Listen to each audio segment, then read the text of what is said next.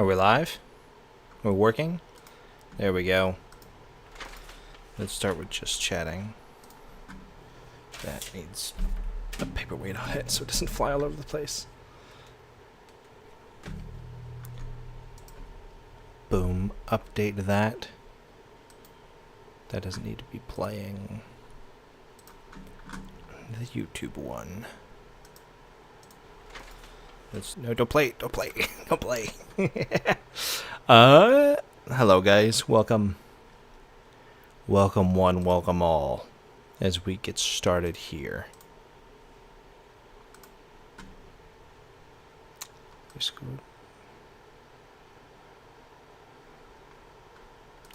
Discord did not send it out. Why not? Where's my Discord announcement?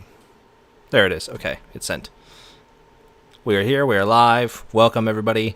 I know we missed a weekend. I was out on, I guess you'd call it vacation. Went to go visit family and stuff for the 4th, but we are here. We are back. We've got one of my favorite losers to look at here, Andy Pants Gaming. We watched him talk about Gears of War. There wasn't a whole lot of thought coming through, but there was a lot of speaking. He made a video about Expedition 33, which I know we didn't play it on stream. We didn't get to experience that. I made a whole 40-minute video going into the story and why I really got attached to the story of that game. I've already beaten a run of New Game Plus, and if I had more time throughout the week, I'd probably be on my 3rd or 4th playthrough. It's a fantastic, beautiful game. So, the fact that Andy Pants bothered to make a video about it is going to be a very interesting one for me. But I'm going to give it a few minutes here, because it always takes a while for people to filter in. I gotta get used to the way this is all set up, because OBS updated on me and now the UI is all different now. Hooray, Andy. I wouldn't say hooray for Andy Pants, but you know. Hooray, we get to talk about dumb shit. I do know, I did watch the first 2 minutes of this video just to get a heads up on it. Andy Pants himself didn't even really make the video. He got his buddy to sit in and talk about it instead, so I'm assuming he just hasn't played the game at all, knows how popular it is, so he needs somebody who has played the game to talk about it, because otherwise, you know, he would look really, really stupid. It's not a niche game like Gears of War, where you can basically say whatever the fuck you want and just get away with it, because there is no longer a Gears of War mainstream audience, and most people just don't know. That was sarcasm? I knew it was sarcasm. I was responding to the sarcasm with sarcasm. There's too many layers. Too many layers of sarcasm and meta bullshit going on. But we're going to do this, make fun of Andy Pants' channel, or I guess his friend on his channel for a little bit. And then I'm going to jump into... Sorry. I'm going to jump into the new Horde mode that they have for Space Marine 2, because I am excited about that. I played it a little bit to, get into it, and it seems interesting. It feels like the mix of a strike in a game like Destiny or something with, a Horde mode, a Horde-based strike. A lot of people I know call it Gears of War American 40K. Kind of. You'll see why I called it American Astartes when we get to Space Marine 2. It'll make a lot more sense. I was feeling patriotic with the fact that it is July. You will see on YouTube, I am working on a very politically charged video that'll go up live on the channel this Friday. That one, I mean, I'm already preparing myself for mixed reviews, but I know it'll... The crowd you would expect to be mad at it will be mad at it. And that's, a little bit the goal.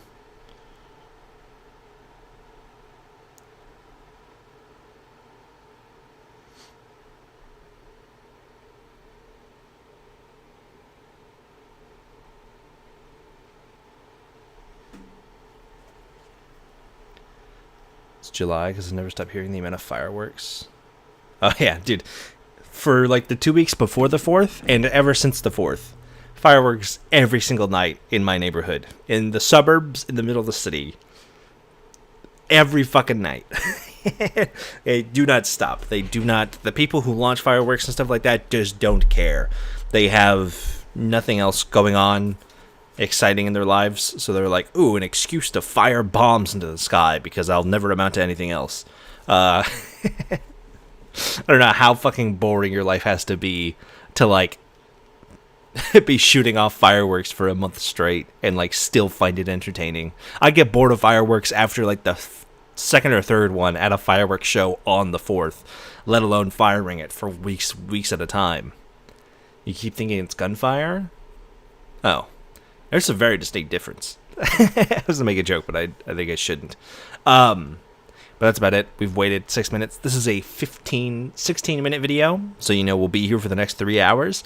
Without further ado, let's jump right into this at the deep end and see what the official Andy Pants opinion of Expedition 33 is, which is obviously, I think it's a lot of people's game of the year so far. It's my game of the year. We'll make it longer through yap. Yeah, a lot of yapping.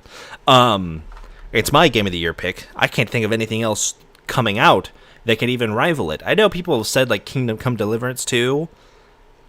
I feel like Kingdom Come Deliverance 2, like, it could be amazing, it could be great. I don't think it's as, like, to me, what makes a game of the year is the game that is, like, most innovative within that year. So, like, I've heard a lot of good things about Kingdom Come Deliverance 2, but it feels like an upgrade on Kingdom Come Deliverance 1 from what I've seen of it. Which, you know, that's great. If you love Kingdom Come Deliverance, one of my best buddies fucking loves that game. He was asking me to play it on stream. I have to wait until I have the $70 to buy it, though. But, like, I don't feel like it's doing anything new versus, like, Expedition 33 very rightfully took over a lot of people's minds because it just did so much new shit. And I think that's what kind of, like, pushes it forward further to be Game of the Year. You could say, like, Death Stranding, but again, that feels just, like, more Death Stranding. Like, it's weird and wacky, but that's just because it's a Kojima game. The only other game I could see coming close is, like, Ghost of Yotei, which I think Ghost of Tsushima should have won way back in 2020 over Last of Us Part 2. But this year with, like, Expedition 33, Yotei doesn't stand a chance, I don't think. And I think that'll be the same, where it'll be like, it'll feel nice and it'll feel like an upgrade from Tsushima, but at the same time, you know, like, it won't, like, revolutionize what Tsushima did in any kind of way. Have I seen the James Gunn Superman movie yet? We're gonna go see it tomorrow, so I'll be able to talk about it next week. It sells well for DC. I think it's already done fantastic. It's Superman, dude. Like, it's the most recognizable comic book person ever. Like, Spider-Man is up there, Wolverine is up there for sure, Iron Man now after, like, the MCU. Superman is just the guy, you know? There's, like, a reason why there's so many, like, superheroes that are just based on Superman. I think it's do fantastically well. I've heard so many good things. I've heard a few, like, kind of bad things, but those have only really come from reviewers that I don't tend to see eye to eye on a lot of stuff, so that doesn't, like, concern me too much. But I'm going to go see it tomorrow. And hopefully I walk out of there rock hard while crying. That's what I'm expecting. But without further ado, let's get into this. The official Andy Pants opinion on Expedition 33. Is it good? Is it woke? Says the title. That a bunch of French developers who used to work at Ubisoft were getting together to make a game, you'd probably assume it would be another tranny-infested grooming sim with copy-paste bandit camps and a 5-minute apology to the climate gods. Well, right off the bat, obviously Andy Pants, his community is known for just sort of doing baseless, monotonous bullshit.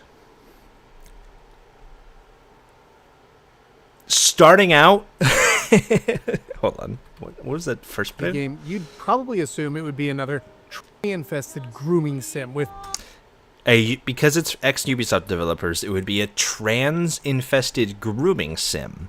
I can't think of a single Ubisoft game ever that even includes like people that are like trans in any way. I don't think that's even a thing.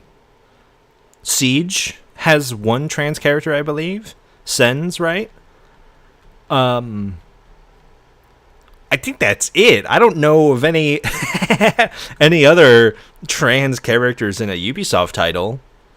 Maybe there might be like some character in Ghost Recon or something that I'm not familiar with. I'm not familiar with their entire catalog of games, but like trans-infested grooming sims, no. The games don't involve, a lot of their games don't involve children, let alone people that are trans. So right off the bat, obviously we kind of know already what the shtick is for grifters like this, but obviously he's just saying bullshit. Even though it's not even Andy Pants, it's his buddy. His buddy is still saying the same level of bullshit right out the gate, which is completely unsubstantiated. Show me a single example of a trans person grooming somebody in a Ubisoft game. Like, show me a single example of somebody being groomed in a Ubisoft game. And like proper grooming. I don't mean like in Far Cry 4 where like the characters are like where that like the one resistance leader like raises her child to be a warlord. Like that's a different type of grooming. That's the kind of grooming that Sheev Palpatine did to Anakin. That's grooming, but that's not the kind of grooming that they're trying to imply with like the trans-infected Ubisoft thing. So show me one example of that in any Ubisoft game, let alone, you know, all of these things stacked together. It doesn't exist because it's just bullshit. Grifters, it's what they do. They just spout bullshit and they expect you not to dig into it, if not just, you know, spout buzzwords so that people can nod along and go, yeah, Ubisoft sucks. The grooming in Far Cry 4 is the old version of what that word means. I mean, it's always meant both. It's like contextual. But yeah, it's a different kind of grooming. Like that kind of grooming is a different thing than like what he's trying to imply. Like saying that trans people are grooming children in all of the Ubisoft games, which is just not true. Copy-paste bandit camps and a 5-minute apology. See, there's like the tiniest little coal nugget of truth. Copy-paste bandit camps. Yeah, Ubisoft is very well known for like having a shotgun blast of bandit camps or whatever all across their open world games. That's a valid criticism. That's a criticism people have had since Far Cry 3.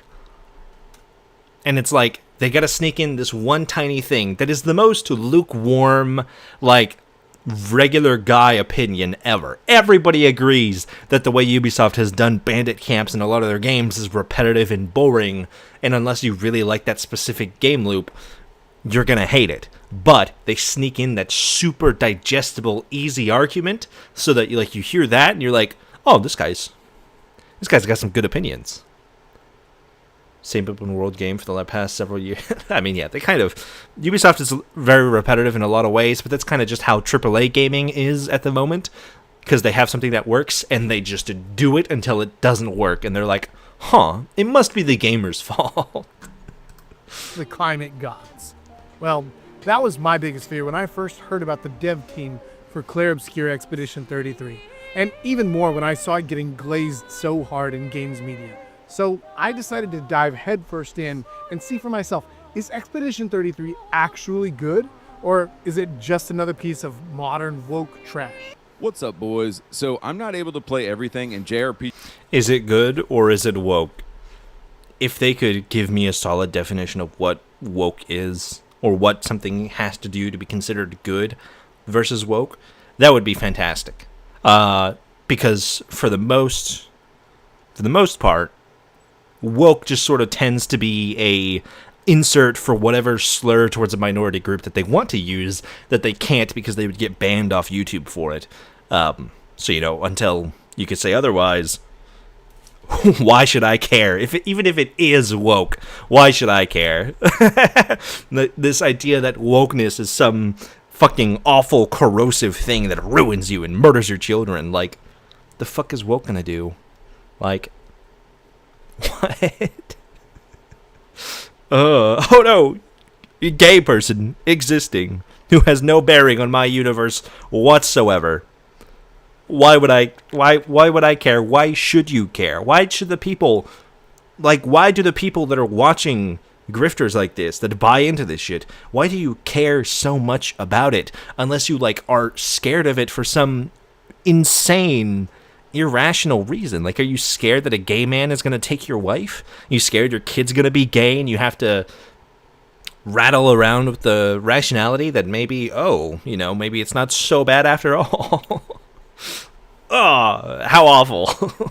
RPGs are completely out of my wheelhouse. Also, like, the whole idea of, like, wokeness must be eradicated is just censorship. So, like, the pro free speech, anti-censorship crowd obviously is just gonna blurt, yeah, censorship is bad. Unless we're doing it, guys. If we're censoring stuff, it's the best, most based thing ever. If you censor me saying the N-word, you're a coward, you're woke, and you're gay. But if I censor gay people existing, well, that's how it's meant to be. It's the most fucking stupid, inane, backward logic you could ever conceive of. Which is another reason why I don't... Like, if you buy into these things, you just have to be stupid. Like, you have to actually have hate in your heart, which is a different level of evil. But, like, you just have to be stupid. Like, really, really stupid to, like, not recognize that, you know? So I asked my buddy Jack to review this game for us. The dude has been canceled multiple times, so you know he's legit. And honestly, he's kind of an expert when it comes to JRPG. He's been canceled multiple times. I'm sorry, but cancel culture doesn't exist. You can't be canceled multiple times. That's not... If cancel culture was real and you had been canceled multiple times, he wouldn't be here. He wouldn't exist. He would not have a presence on the internet, let alone the ability to get up and stand on a soapbox like this. I don't think you know what canceled mean. Canceled means, like, no more. Like, blacklisted from everything.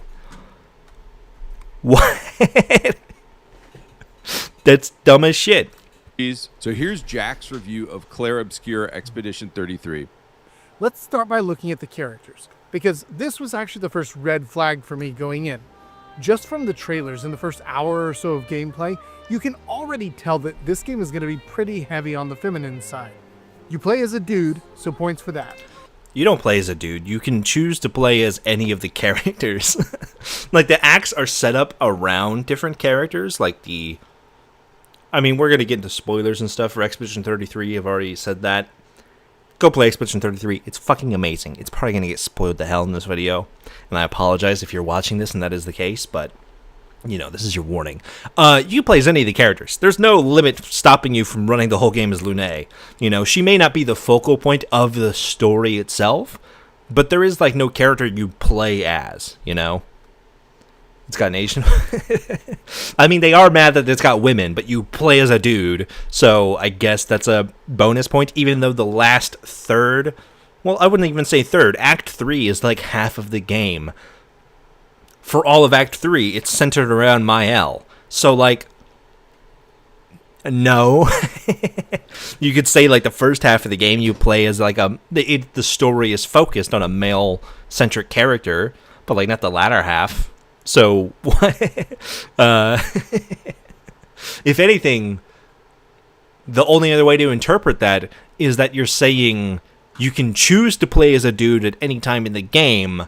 So therefore, having more options to play how you want is a good thing. So therefore, we should probably have things like pronoun selections in in video games and RPGs. Because the more choices you have to play as the character you want to play as and in the way you want to play is a good thing. Otherwise, this statement makes no fucking sense. Sorry, that's just not how the world works. It's not the logic. That's not even how the game works in and of itself. Let's continue. And he's confirmed as straight right in the very intro of the game. Okay. Gay is bad. Bad gay. Bad. I can only think of, like, people, like, they, like, think about gay people like they're dogs. Or, like, they have no ability to comprehend gay people, like, as people. So they have to, like, whittle it down for themselves. So that's good, too. But other than him, your party is 2 other women and a 16-year-old girl. Already, my and another dude. There's two male characters, because Monoko also joins the party later on, and he's also a dude, but, I guess Monoko doesn't count. They're really insecure if they have to make sure a guy is straight. Yeah, God forbid you play as a gay man. Oh, what? If I play as a gay guy, I might turn gay. No, but they're the same people that will idolize, Johnny Silverhand, who is, surprise, surprise, gay as shit. Epstein radar started pinging like crazy when I saw that. But the good news... Also, Mael is 16, so his Epstein radar started going off. She's, explicitly the one character. The characters will have a lot of, provocative costumes and stuff like that, especially, the bathing suit stuff.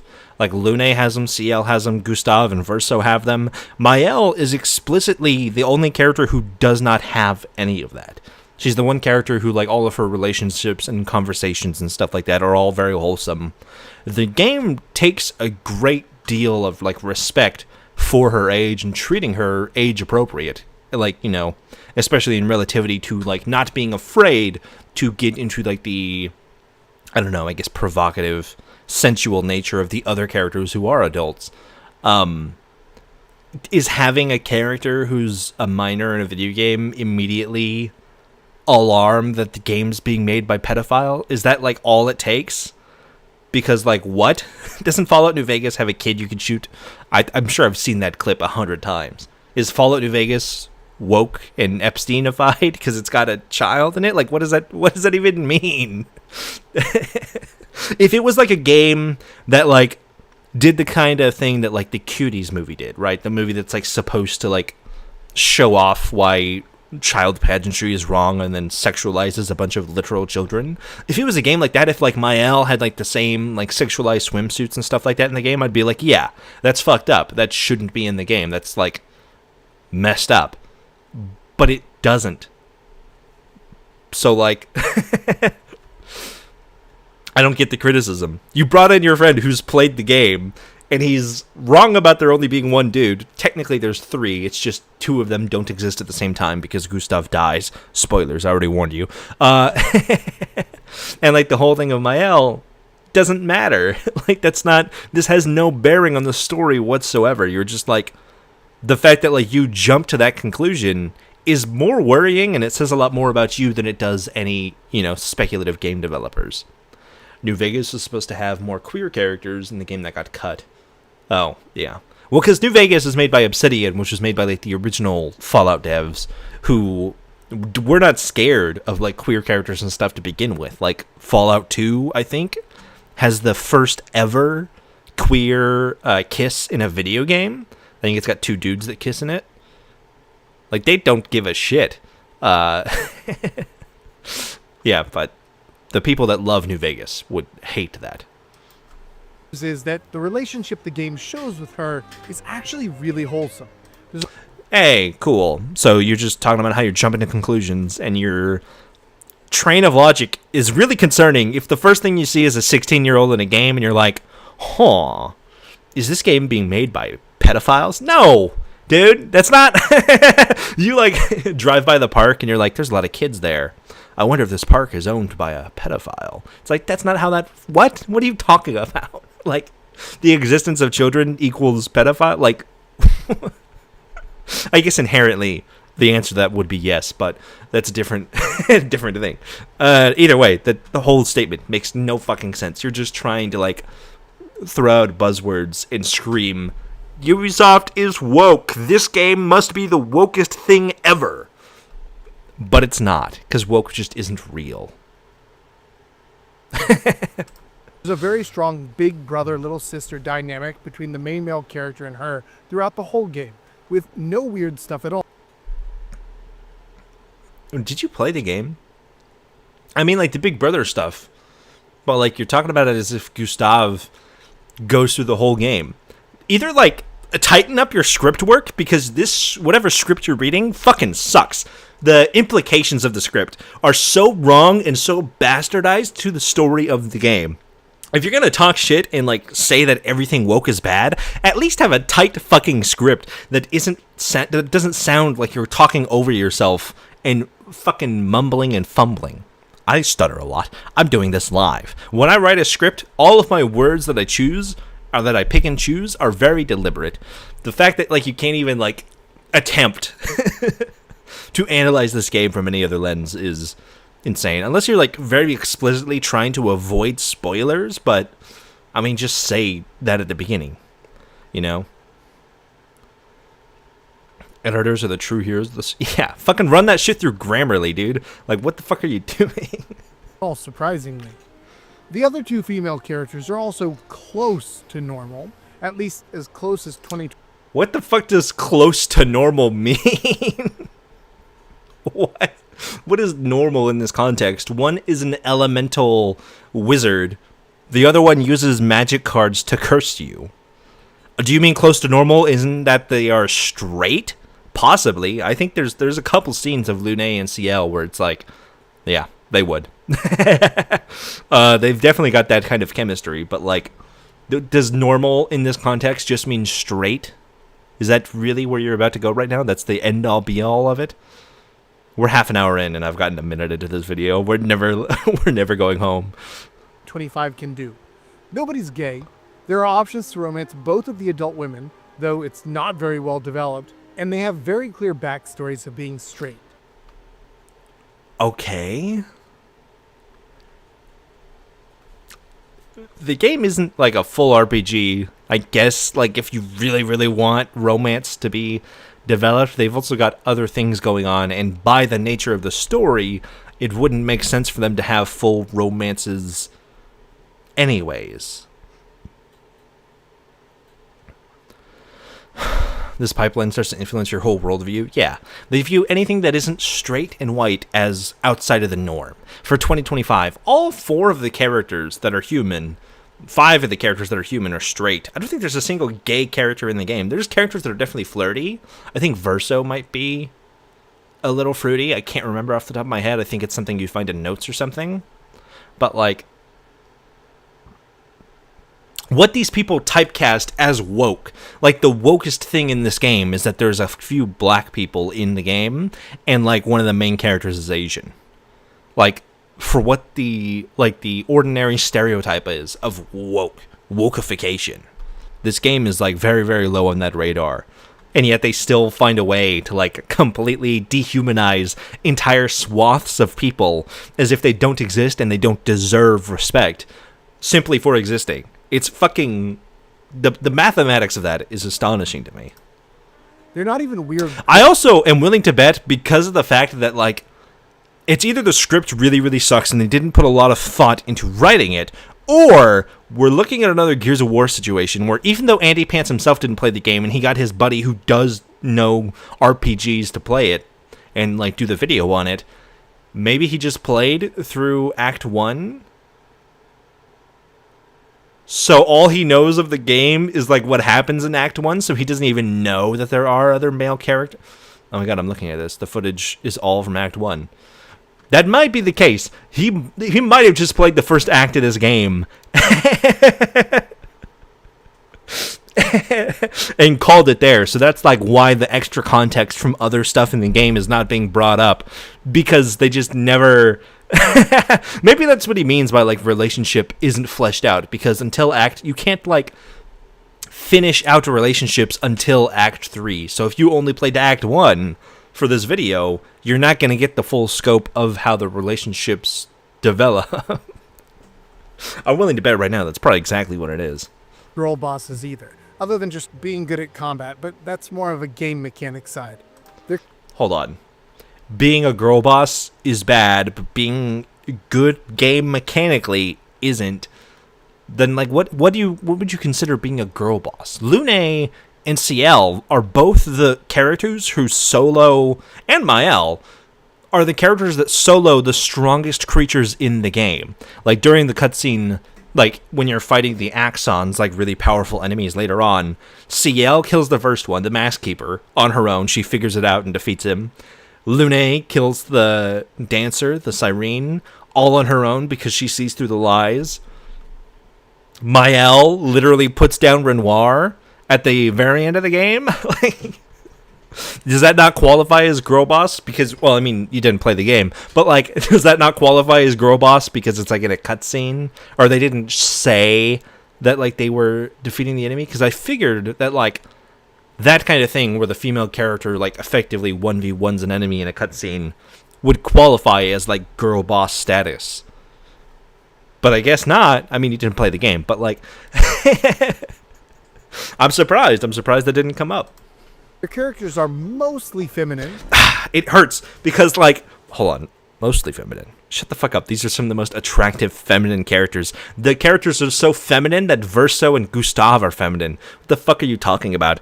The thing that hurts the most is that, like, grifting, the right-wing grift is so easy that I'm sitting here and I'm not even, like, necessarily arguing, like, against their point of view, because it's so stupid to begin with. Why the fuck would I need to argue the fact that gay people and women and people of color exist? That's just not, like, that's not an argument I'm here to make. I don't give a shit. You're stupid, you're retarded, and you're gay and dumb if that's how you believe the world works. I just think you're stupid, and your opinion is either invalid or completely unmediated to humanity. But, like, I'm sitting here and I'm like, I could do this grift so much better than you. Like, it's so easy to pull off the grift that I'm sitting here trying to argue how their grift could have been better, because it's just so fucking lazily done. It's the most dumb, retarded shit in the world. With a few interspersed scenes of Mary Sue nonsense, but... Okay, so there are a few scenes of Mary Sue nonsense. Can you give any examples of what that is? Are you going to talk about the axons in that? Or are you just going to continue to show clips from the literal first 2 hours of the game? Let me see where this ends. It ends before you even find Mael. Okay, a little after they find Mael. At the end of the underwater level. I forget what it's called, Living Waters. So you played through the first 2 levels of the game, and you've devised that they have a few scenes of Mary Sue nonsense. Based on what? Can you give me a single example? And how it's a Mary Sue? For the most part, they aren't as bad as I was expecting. They talk about family, marriage, children, and for the one who was married, even about her incredibly deep devotion to her husband. Really, the only woke pick. So you did play long enough to meet CL. Yeah, I guess you just didn't record it. I guess you like lazily loaded up, played the first 2 hours of the game, and called it good. Why not just, if you're gonna like go through the effort, at least like record the game and show us what you're talking about. If you won't say it by name, if you at least show it on screen, I can know what you're referencing. Otherwise, it just sounds like you're saying they have a few Mary Sue moments. That's it. Like, what does that mean? There's no context. There's no visual context. There's no, you're not telling us what those Mary Sue moments are. You're just saying bullshit. Fox thing that stood out to me about the women was that they inexplicably made them non-white. They didn't go full Dustborn or anything, but they made one of the women dark-skinned. She's not quite black, not quite Indian, just ambiguously brown in that modern diversity. CL is ambiguously brown, and that's a bad thing. That's a fucking taboo, man. How dare you? Okay, I guess. Yeah, you know what? Fuck brown people. That how dare they? Oh, sure. Yeah, cool, man. Whatever the fuck you say. We get it. You hate people that are white. Safe way. The other one's East Asian for no reason. This isn't... What do you mean, no reason? She also is the fucking Avatar!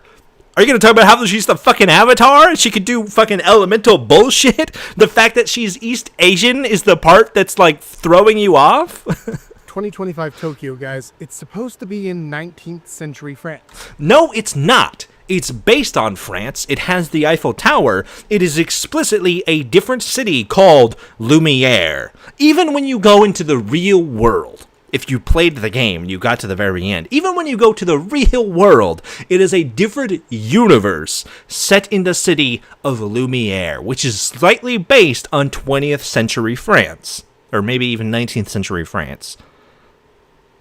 It's not set in like 1920s France or whatever the fuck he said. That is just not true. That is not, that's just not what it is. It's just a completely baseless bullshit thing that tells me explicitly that you didn't play this game. You could argue, if you want to sit here and argue like stylistically, like I know that's the argument for The Witcher 3. The Witcher 3 is not set in Slavic countries, but it's like very, heavily inspired by and based on all of like, the Norwegian countries, stuff like that. It's based on like Sweden and Norway and Poland and stuff. Obviously, that's where the Witcher books come from. And your like argument is, well, like it's reflecting those cultures, so all the characters in this game, reflect those cultures. They're all white. They're all just white people. I think there's a few people of color you can meet that like come from lands of afar or whatever, I can like understand like why, from like a world building perspective, why like that argument could exist, but just being wrong about it is just stupid and dumb and racist. Like saying that without a doubt Expedition 33 is set in 1920s France, so therefore why are there people of color? When the word France is not once ever mentioned in the entirety of the game or the universe. Because France in this universe doesn't exist. Paris doesn't exist. We are in a fictional city that is very, very, very, very made to specifically be reminiscent of France and Paris. But Lumiere is not France or Paris. This is like, if you made that same argument for The Witcher 3, and you're like, obviously Novigrad is London. No, the fuck it isn't. You could say it's based on London. You could say it's based on, like, these Western European cities from the medieval ages and stuff. Sure.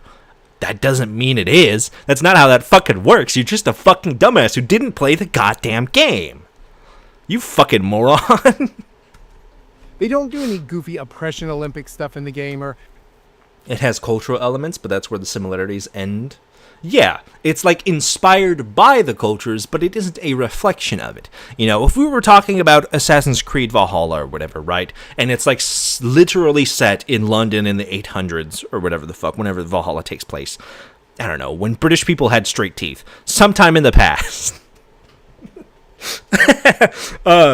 You could have that argument of like, well, what was the actual like, diverse population? Like, what was the makeup of populations in England in whenever the fuck Assassin's Creed Valhalla takes place? Sure, that's an understandable argument. I could see where you're coming from.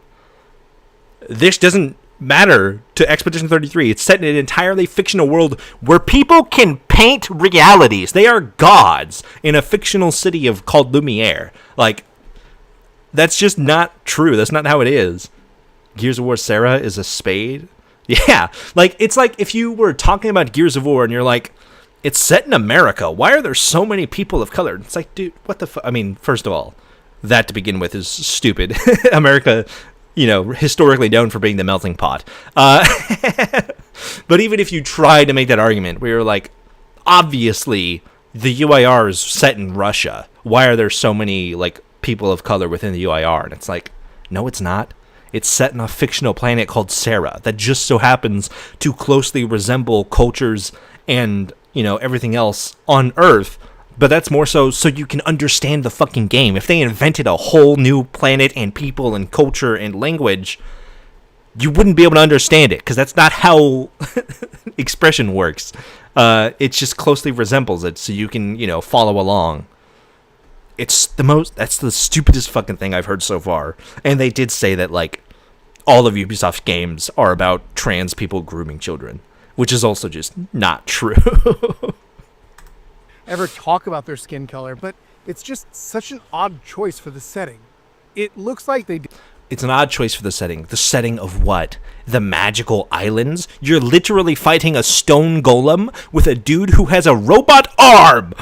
It's set in 1920s France. He has a robot arm and she uses avatar powers. What the fuck are you talking about? The fact that they are not white is the biggest thing to you here? The fact that they aren't, pure glossy. It's set in France, but Gustave is like not French at all. He's more English. All the characters speak with like English accents, even though they're set in France. They don't speak with like, they're not speaking English in a French accent. They're speaking English with an English accent. Like, is this the thing you can't wrap your head around? The fact that there are people of color in the game? Is that where your ability to like get entranced in a world begins and ends? Skin color, you really can't see past that. The dude has a robot arm and she uses avatar powers, and skin color is the thing that you can't get past. Okay, cool, man. And you say you're not racist. They all say they're not racist every single time, but for some reason in this fictional world, not France, it's set in Lumiere, in this fictional world, skin color is the thing that sticks out to you most. Not any of the other magical bullshit. Not the golem you're fighting. Cool. Okay. Yeah, sure. Cool. Did it to model them after the English voice actors, but I also have a sneaking suspicion that... Hey, you just mentioned, why didn't they model them after the English voice actors? If you think it's France, why do they have English voice actors? They knew they couldn't get a Game of the Year nod with an all-white cast. Shut the fuck up. That's so dumb. That's so stupid.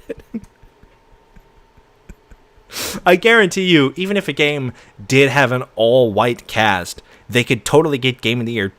The Witcher 3 won Game of the Year. We just went over the fact that The Witcher 3 has a predominantly white makeup of the populations in the world of like Novigrad and stuff, and Skellige, and whatever the other place is called. Toussaint. What's the other one? Velen? There's almost no people of color in The Witcher 3. That game won Game of the Year. It won Game of the Year in 2015 when all of the SJW Gamergate stuff was at full peak.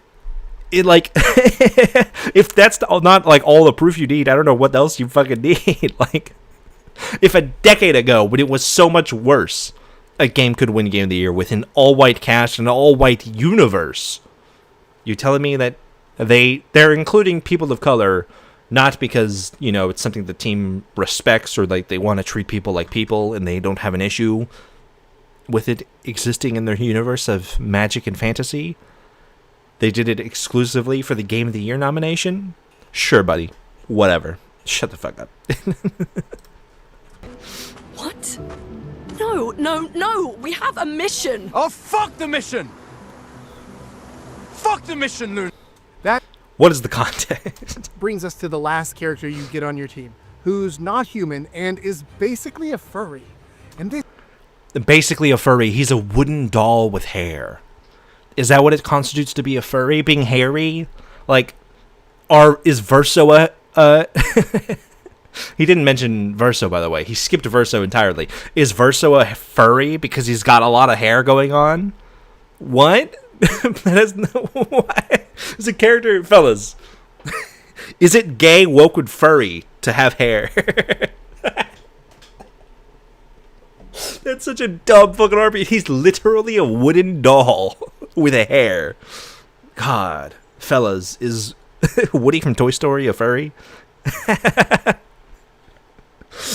Oh, God. This thing, it learns skills by collecting body parts. But it's always feet. Only feet. Not hands, not claws, feet. Every time. And he loves it. The camera lingers. The dialogue gets weird. I don't know if it's a dev's kink or a nod to the weirdos out there. I mean, I think it was just done to be funny, you know? Like, you could say maybe somebody on the dev has a foot fetish in the same way that... I'm going to forget his name now. The fucking... Is it Tarantino? The director? Like, sure, maybe. I don't know. I think... switching to Minoko on his turn in combat when he goes, "Oh, what lovely feet," is just fucking hilarious. I think that's I think it's great. Again, a lot of these other things don't. I guess. Sure. But it's in there and it's not subtle. Is it woke to have a foot fetish? I'm sure foot fetishes have existed before, like they've existed in the cultural zeitgeist before gay people could get legally married on the federal level. It's not even like a foot fetish is a new thing. You haven't watched Wolf of Wall Street? What? Apparently the character's based on the dog of one of the developers, so I don't know. It's almost wholesome to base a character on your pet, but it also feels like a nod to Tarantino-style degeneracy baked into the lore.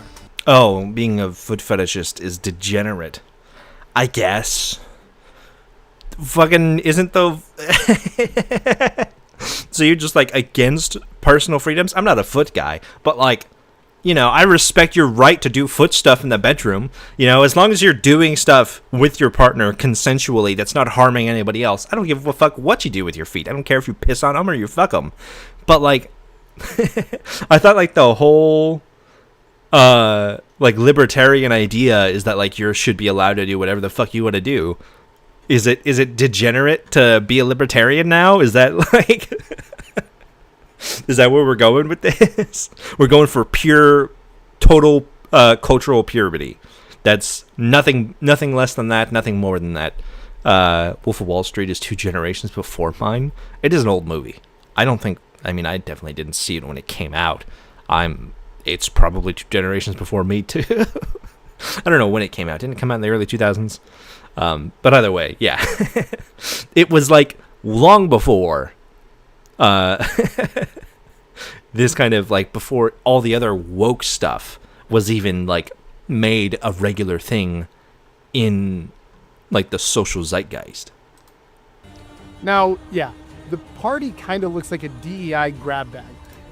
Okay, what does DEI mean? If you buy DEI grab bag, you mean that the party is diverse? Sure, why would that be an issue? Why is diversity an issue? Why is having people of color in a universe with doll people that love to fight, a man with a robot arm, and a woman who's the Avatar, and another woman who's God, an issue? Why, outside of you hate people of color and you're just racist, why would it ever be an issue in this universe? Explicitly. What does this do? Does it break your immersion that there's not straight white people in the game? Is that really where your mind is? Entirely, exclusively? You see somebody who's not white and you're like, what are you doing here? Like, what does that even mean? You can't just say DEI. It's not like a dirty notion. I mean, I know it is for you because the idea of something that isn't white is evil, but like, why? Asian chick, brown chick, talking animal thing. But here's the twist. He's a doll, not an animal. He's just hairy. You just want your characters to be attractive? See, I don't care. If like, it's a developer thing. I don't think like having attractive characters is a bad thing. I don't even think having like gooner bait characters is a bad thing. I'm not personally like, I like characters that are like attractive but not like, you know, sexualized. But that's like a thing that should be left up to the developers. If developers want to make characters that look butt ugly, go for it, man. You know, did you see Doom Guy and Doom Eternal? Man was built like a fucking brick, and not in a good way. And then like he looks way more handsome in Doom the Dark Ages.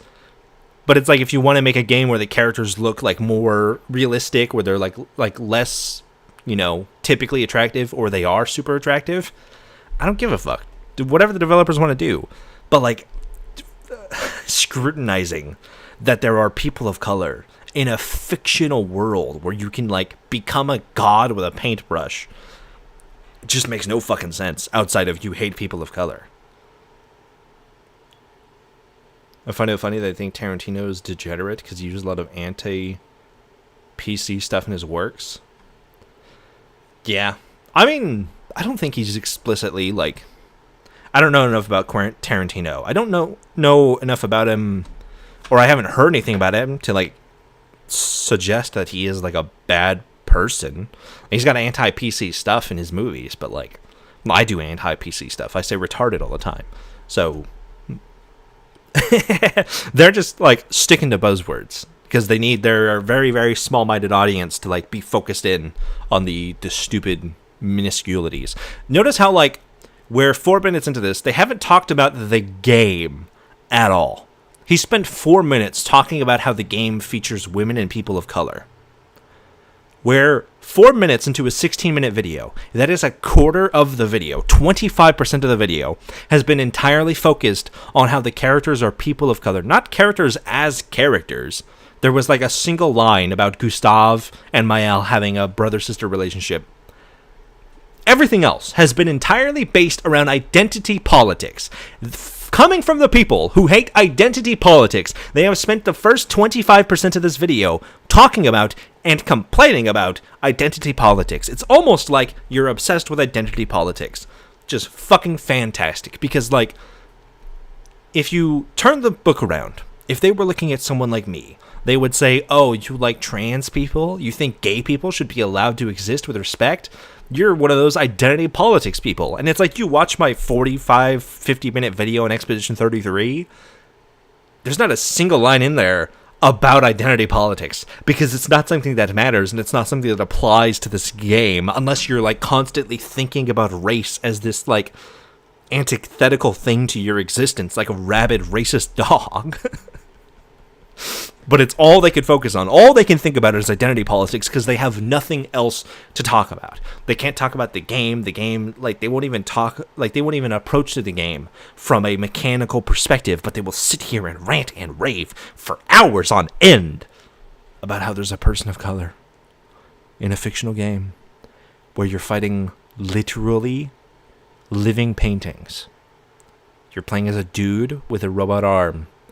You later play as a dude who can't die, and his, like, literally imaginary childhood friend, who's a wooden doll with a lot of hair. But identity politics is the most important thing to them in the setting of this universe. I don't know, man. If anyone's obsessed with identity politics, I would say it's the grifters, because they have nothing else to pull on. Twist. There's actually a story reason for it, and no, it's not some lecture about oppression or intersectionality. The designs make sense later on, in a way that's more imagination gone wild than HR checklist. Still, even with a What? Okay, so they're trying to avoid spoilers. I'm not. Sorry, if you haven't played Expedition 33, go play it. Spoilers. Are you saying because the world is made up and painted, you're acknowledging that it's a fictional world that is made up and painted by the painters, by Mael and Renoir and Eileen. So that's the in-universe excuse for it featuring people of color.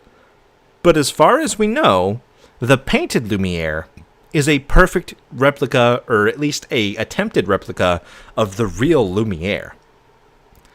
The painted Lumiere was made by Eileen. She's the mother. She's like, it wasn't made by like Verso when he was a little kid and he made all like the characters, all the Nevrons and stuff. It was made by Eileen as a fully fledged adult, trying to replicate her home inside the canvas so that she could live with Verso and her family.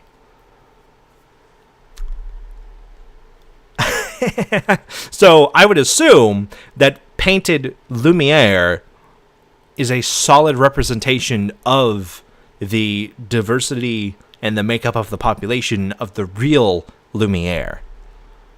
So, like, trying to skew it as, like, oh, it's just done because it's a made-up painted world. But no, the real Lumiere is also, like, how the painted Lumiere is, supposedly, from what we're told in the game. So, also, you have played the game past Act 2, at least Act 2, maybe Act 3. I don't know, man. It's written like they want to avoid spoilers, but they're like talking about stuff that's spoilers, but just not giving context to it. If you at least said, hey, I'm not going to get into spoilers, but I'm talking about some stuff that might be spoilery, and like you gave the context to it. If you were watching this and you hadn't played Expedition 33, you'd be like, yeah, that's pretty fucked up. But it's not. They're just pulling shit out of their ass. And as somebody who's played the game twice, it's just completely made up. or excuse, it gives ammo to the Tumblr crowd, and that's never a good... Is Tumblr relevant today? Who the fuck goes to Tumblr except for people that are already gay? Are you perusing Tumblr? Does Tumblr have a loud voice on the internet? What? good thing. Overall, the characters have some slight nods to woke things. Okay, slight nods to woke things. Please give a single example. What slight nods to woke things have they displayed? What is woke about them, and why is that wokeness bad outside of we hate people of color? But I'm glad none of it is as overt as what we normally... Okay, no examples. They have some woke things. Refuses to elaborate. Gay. Nobody's gay, nobody's preaching stupid crap to the player, and nobody's doing push-ups for misgendering in a fantasy game. So, that's a bonus. What are you doing?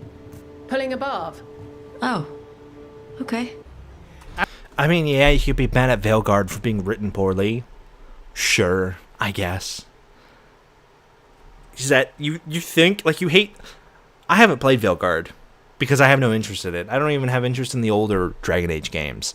The amount of, like, hate it takes is astounding. You know, it's like you'll talk about one of my favorite expressions is the opposite of hate is not love. Because love and hate are the same thing in opposite directions. The opposite of hate and love is indifference. Because if you hate something, you think about it all the time. You're fucking seething about it. You're angry about it.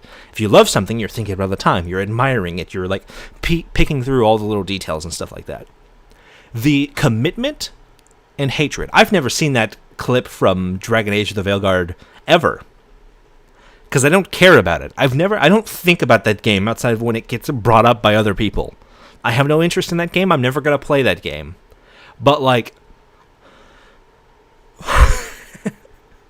You're so obsessed with wokeness that you're constantly thinking about this one-off scene in Dragon Age Veilguard that you can reference it months later. When did Veilguard come out? February of this year? Or was it even earlier? Was it last year?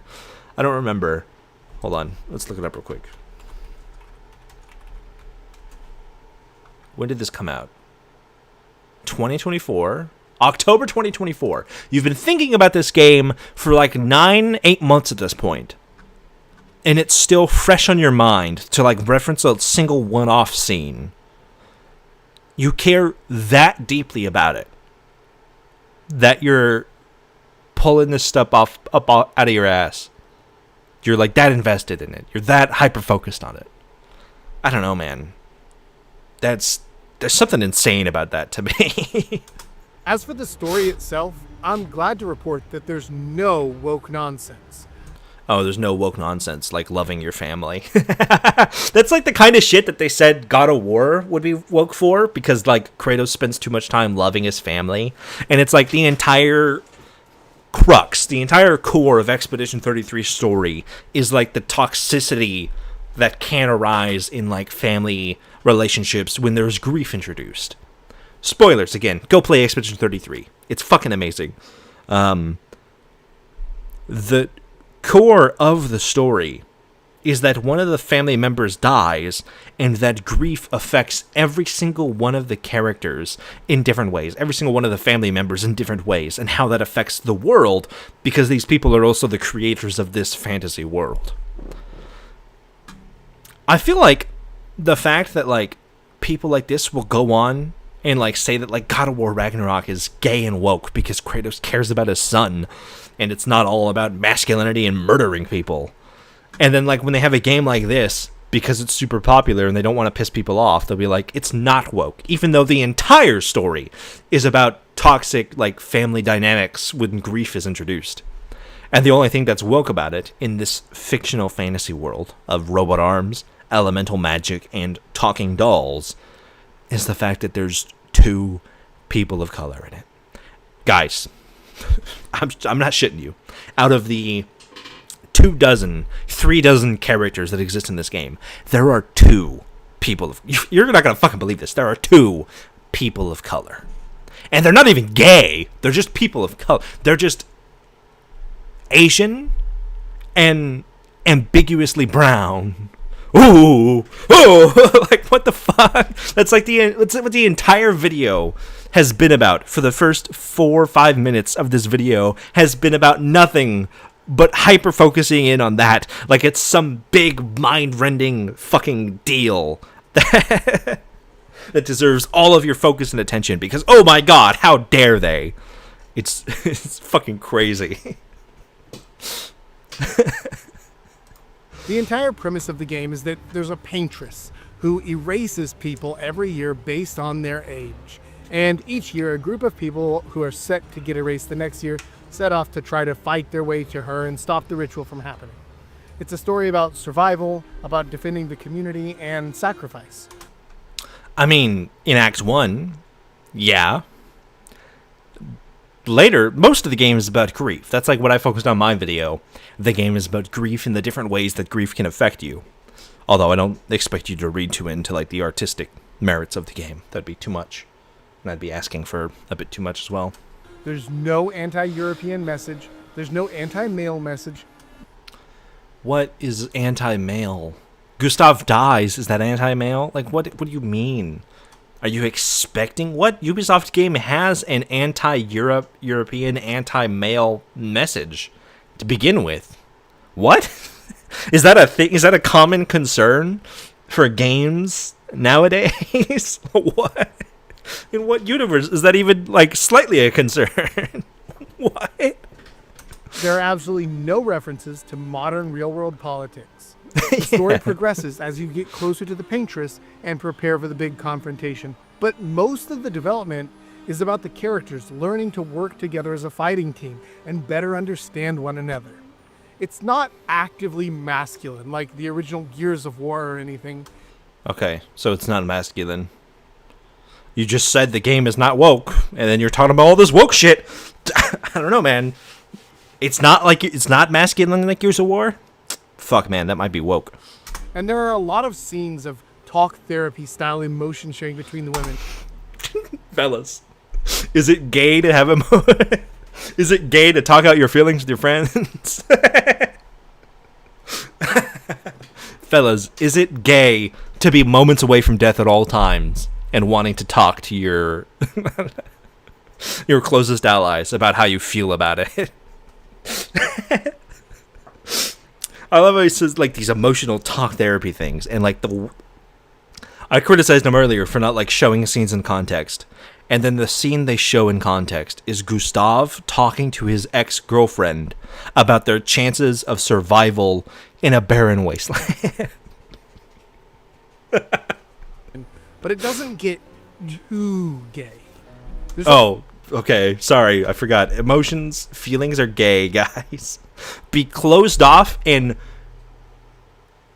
hold those emotions in. Never express them. Hold it deep down in your core, and then at 35 you can kill yourself. That's the manly way to do it. It's also a really strong side story So between dumb. the two male characters of camaraderie and brotherhood as they fight together, which is Hold on. You're gonna tell me that Minoko is a gay furry and then say he's got a story about camaraderie? Sorry, furries aren't allowed to be men and have camaraderie. That's not how that works. You think anyone in Gears of War is a furry? I didn't think so. Woke liberal. Come on. What the fuck are you talking about? very well written and helps you dig deeper into the characters and understand them better. One part of the game that I found... I think as well, an important part of obfuscation where I said, like, if you didn't play Expedition 33, you wouldn't know what he's talking about. He very explicitly there said 2 male characters, but didn't mention that Minoko was one of them. He talked about Minoko before, so he's not worried about revealing spoilers that Minoko is a character who you meet and becomes a part of the party.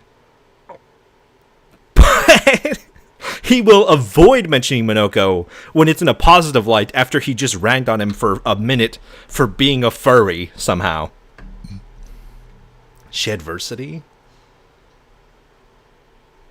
Shedversity wrote a book where in a scene in the book has 2 dudes walking side by side, and one of them goes, "This is kind of gay." Yeah. Like, the fact that they, like, I love the Gears of War comparison coming from Andy Pants explicitly, because, like, his big thing, obviously we were able to sniff out the fact that he's never touched a Gears of War game anytime in the last, I was going to say century, that's way too long, in the last decade. They talk so much about the first Gears of War trilogy being so much about brotherhood and so much about caring for your best buddy. And it's like, dude, this is starting to sound a little gay. This is starting to sound a little Sparta to me, dude. Like, this is... You're so worried. You're so insecure about being even slightly remotely perceived as gayness, as having gayness. But, like, you'll go on and on and on and on about masculinity and brotherhood. I don't know, man.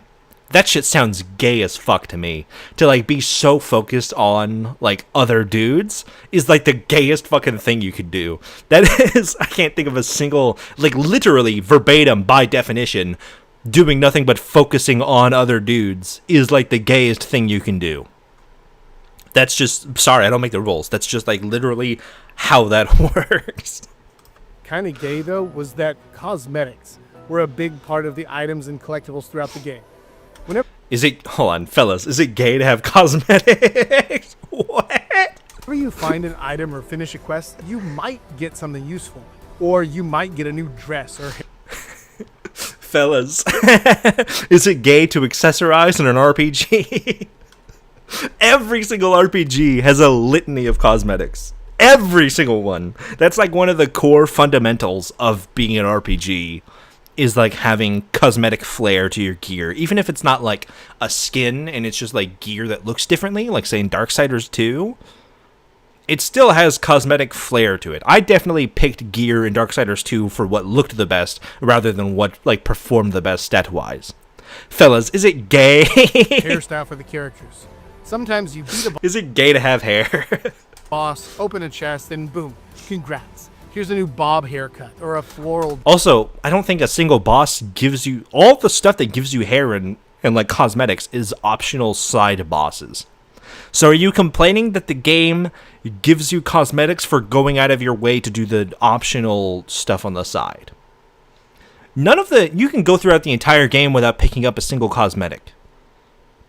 I think you get a cosmetic for beating Renoir, and you get like the cosmetic for Mael when you enter Act 3, and that's it.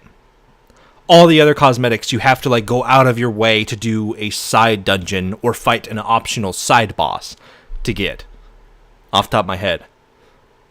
There's one more you can get for Verso if you go through the Endless Tower. But this guy didn't fucking do that. But like, okay, God forbid an RPG reward you with like little goodies for going through and completing side quests. Oh no.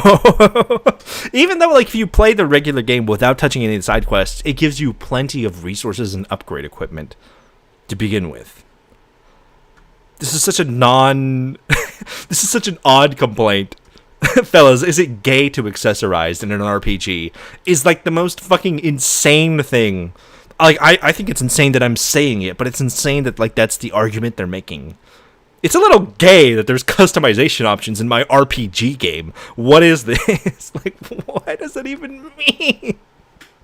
God, it's so stupid. I love it. dress. I'm out here trying to kill a paint demon, and the game thinks I want to play Salon Simulator, lesbian. You know what you could do? You could totally ignore the it literally does nothing for your character. There's no stats added to cosmetics. There's no anything. It's there exclusively for the flair and your personalization and how you express yourself as a gamer. You could totally ignore it. There's not a single thing ever telling you that you have to use cosmetics. This is such a non-issue. This is like so... This is like on par with like the babyface guy yelling about pronouns in Starfield. It's like the tiniest little menu option in the corner of the character creator. Is this really like gonna ruin the entire game experience for you? This is the hill you die on? You spent the first 5 minutes of this video talking about how there's 2 people of color in the entire game, and that totally kills your immersion. By the way, we're staring at a screenshot of a elemental wizard fighting a creature made of roots and doors. But like, 2 people of color breaks your immersion, and it's gay to play dress up, I guess, in an RPG. In every single thing, I forget what this guy's name is. What is it? Jack North? I'm gonna go through your Instagram.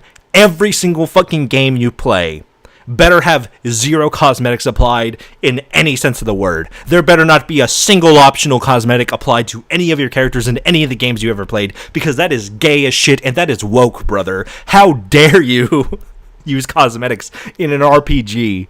What the fuck is that?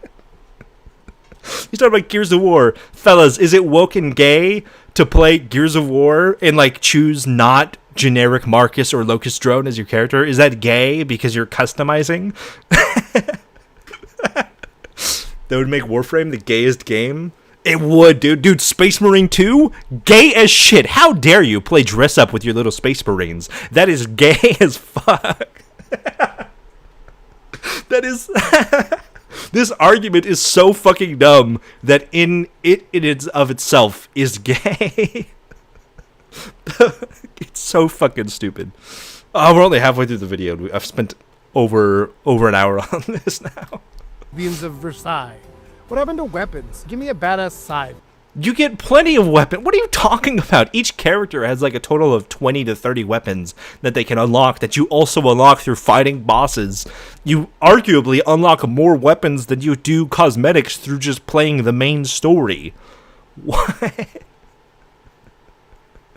Not a pixie cut. Anyway, the main story has several... Oh, hold on. Are you mad that there's cosmetics, or are you mad that the cosmetics include pixie cuts? Are you so offended by pixie cuts? Is that what it is? Because let me tell you, if you're getting offended by how somebody cuts their hair, I don't know, man. That sounds pretty fucking gay to me. If the thing that is offending you is the way that somebody wears the head on their body. Their head on their body? The way the hair on their body. If that is like the crux where like you get caught up on it and you're like, ugh, I can't interact with you. How dare you cut your hair in a way that is appealing to you and not appealing to me? That's gay.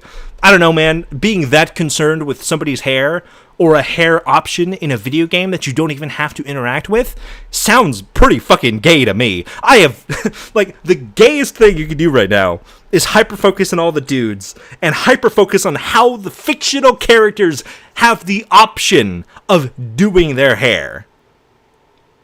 How is that not gay as shit? That is the gayest fucking thing. You wake up and you have a cock ready to suck levels of gay. What the fuck is that argument? That is the fucking dumbest bullshit I have heard in a long fucking time. That is so dumb. On so many different levels. What happened to just not having taste for a product? No, they said they liked the game. But, like, a pixie cut is too bad. There are plenty other games for them to play. The Witcher is right there. No, because you can give Geralt the pixie cut. So, therefore, The Witcher 3 is woke and gay.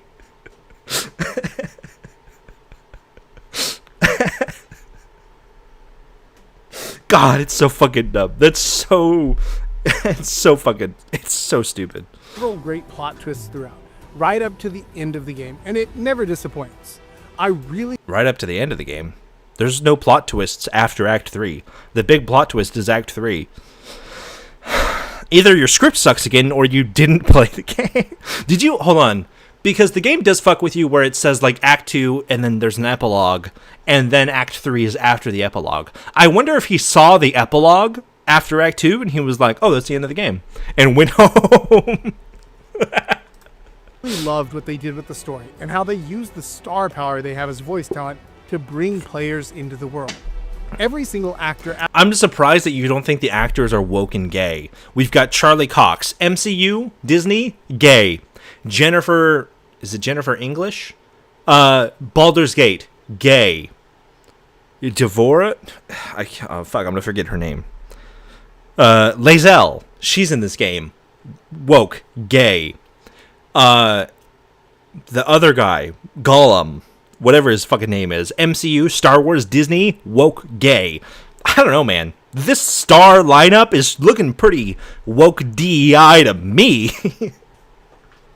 Or do you just mean there's no people of color in the voice cast, and that's what you're happy with?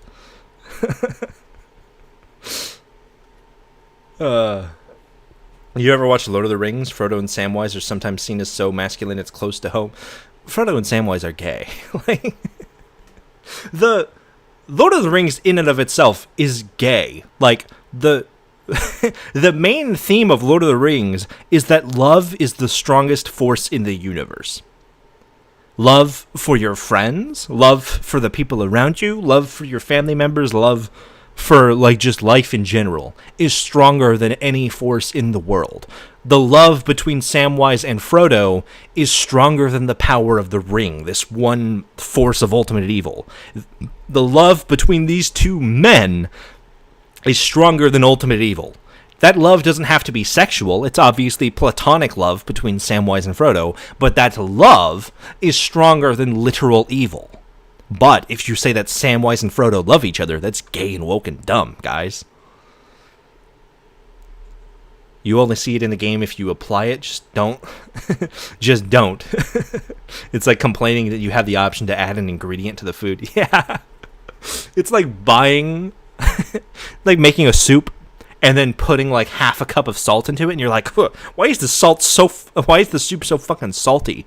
And it's like, dude, you had the option to not add half a cup of salt to the soup. I don't know what to tell you, man. The option to not do what you did was right there. Absolutely nails their performance, and you, the player, learn more about the world and what's going on at the same time as the characters. So a lot of times you're seeing them act in the same way that you're feeling. I love that, like, when they do start to talk about the game, it is a review so generic that it could be applied to almost any action-adventure game slightly along the same lines. The world is really fleshed out, and as you go through the game, you understand and learn more about the world at the same time as the characters. That applies to, like, every single action-adventure game ever. Right off the top of my head, you could apply that to Gears of War, God of War, Ghost of Tsushima. You could apply that to Last of Us. You could apply that to Jedi Survivor. That is the most the most nothing burger of a statement I've ever fucking heard. Did you know that as you go on this adventure, you learn about the world at the same time as the characters that are also going on this adventure? Shit, no way, really? Is that... Whoa, we're breaking new ground here, guys. And it creates a very powerful, immersive link to the world. One of the other great things about this game and its storytelling is that it gives you a complete story experience if you play it straight through without doing any of the side content. A lot of modern games give you a watered-down, unsatisfying version of the story if you don't do the side stuff, which is crap if you don't have a ton of time to play. I'm a husband... Hold on, one more. I gotta rewind this. In other news, water is wet. It's effectively what the what that sentence means. You a complete story experience if you play it straight through without doing any of the immersive link to the world.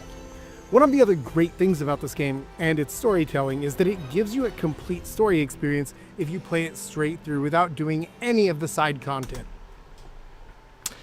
He just said the game has a story that is a full story if you play it through without touching any of the side content. You know how many story games that applies to? You know how many story games you could play the entire way through without doing a single side quest? Almost all of them. I never do side quests in games. I very rarely, unless I'm like going through a game on like a second playthrough or something, I very rarely touch side quests and stuff. You know how many games I've played where I've not been I haven't been confused at all? Because it gives you the entire story. Like, sure, side quests and stuff sometimes contain extra context and stuff. That's just how stories work. That's how games work. A lot of modern games give you a watered-down, unsatisfying version of the story if you don't do the side stuff. Can you name a single game where this applies, please? Because I've played a lot of modern games. I can't think of any that, like, completely remove chunks of the story if you don't do side quests. Like, there's RPGs and stuff, sure, where, like, doing side quests will help you unlock different endings and stuff like that, but, like, missing entire chunks of the story? No? What? Which is crap if you don't have a ton of time to play. I'm a husband and father myself, so I don't want to be forced to do a bunch of extra nonsense just to get the real ending. If I don't have time for it, I just don't feel like it. Expedition 33 gives you the whole thing without... What? You have enough time to play an RPG just through the story, which for a game like Expedition 33 was like 25 hours. Most RPGs, if you just are just playing the story, it'll be like 40 to 60 hours. But you don't have enough time for the side quests. Are you rushing to beat all your games? I'm also working a full-time job am engaged and have a child. And guess what? And I'm doing YouTube on top of like the full-time job and stuff. I had plenty of time to play this game. What? I think you got to work on your time management skills, dude. Or just take longer to play a game. You don't have to like finish every game within a month. You're not a full-time YouTuber. Come on. Let's be serious here. You could do other things, you know. Out demanding that you do the side content, and I really appreciate that. That said, I was so invested in this game that I did do all the side stuff, and the extra story and information it gives you is awesome. Really adding to the experience and fleshing it out. But so, like, I know you're trying to avoid spoilers, but at the same time, it feels like you just didn't play it, because even, like, you can mention specific things without giving spoilers that show that you have played this game, but I also feel like you just haven't. more like an extended universe than something that you have to do. So, the characters... Also, there is, like I mean, I know I just said that, like, Expedition 33, you can get the whole story. There are some pretty big story moments that happen in the side quests. Everything to do with the extended family, like the painted versions of Alicia and Clea and stuff like that, are all side content. There is some pretty big... It's not like the side content is entirely, like, you know, avoidable. The hardest bosses in this game are in the side content and stuff, like in the end game. So, I mean, it's technically not entirely true for Expedition 33. So, agree to disagree. But I don't think you've played the entire game either. Anyway. okay, and the story is good. How does the game actually play, though? Well, the good news... We are 8 minutes into a 16-minute video. We are halfway through the video. And he's about to tell us if the game is good.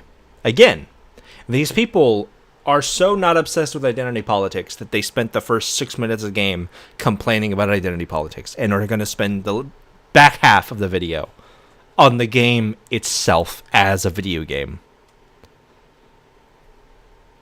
At least Synthetic Man, oh god, at least Synthetic Man had the decency to talk about the game as a game and then talk about the woke stuff at the end when he talked about Space Marine 2.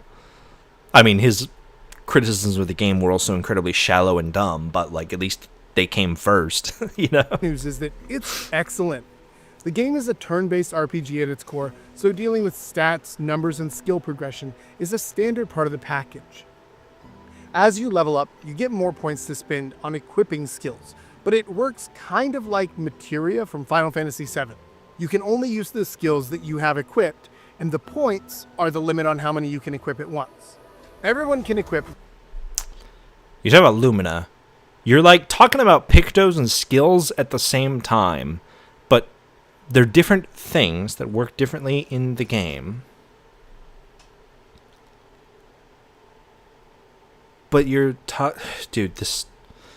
Okay, you know, we're 30 seconds into like the discussion about the game mechanics, and the the explanation of it is already incredibly bad. He's talking about two different game systems at the same time, but as if they're the same thing, because the Pictos are the Luminas that, like, you can only equip as many Luminas, or as many Pictos as you have, like, Lumina points. You have, like, a bank for your Pictos, and your skills, like the skills you use in combat that you unlock, that's, like, seen on this screen here, you can only have 6 of those at a time, and that stays 6. Pictos, as long as you upgrade Lumina, you can have an unlimited number of Pictos. But he's talking about them as if they're the same thing. So, like, if you don't know Expedition 33 and you haven't played it and you're looking at this, you're like, oh, so I can equip all of those skills on that page? No. He's just doing a really back-assward way of explaining how skills and Pictos work. Either because this script just fucking... Whatever script he's reading fucking sucks, or you don't really understand the game to begin with. Whatever skills they want, but they're not equally useful. Being able to just hit harder on one of the girls is a waste, because their skills are dexterity or magic. Now you're talking about attributes.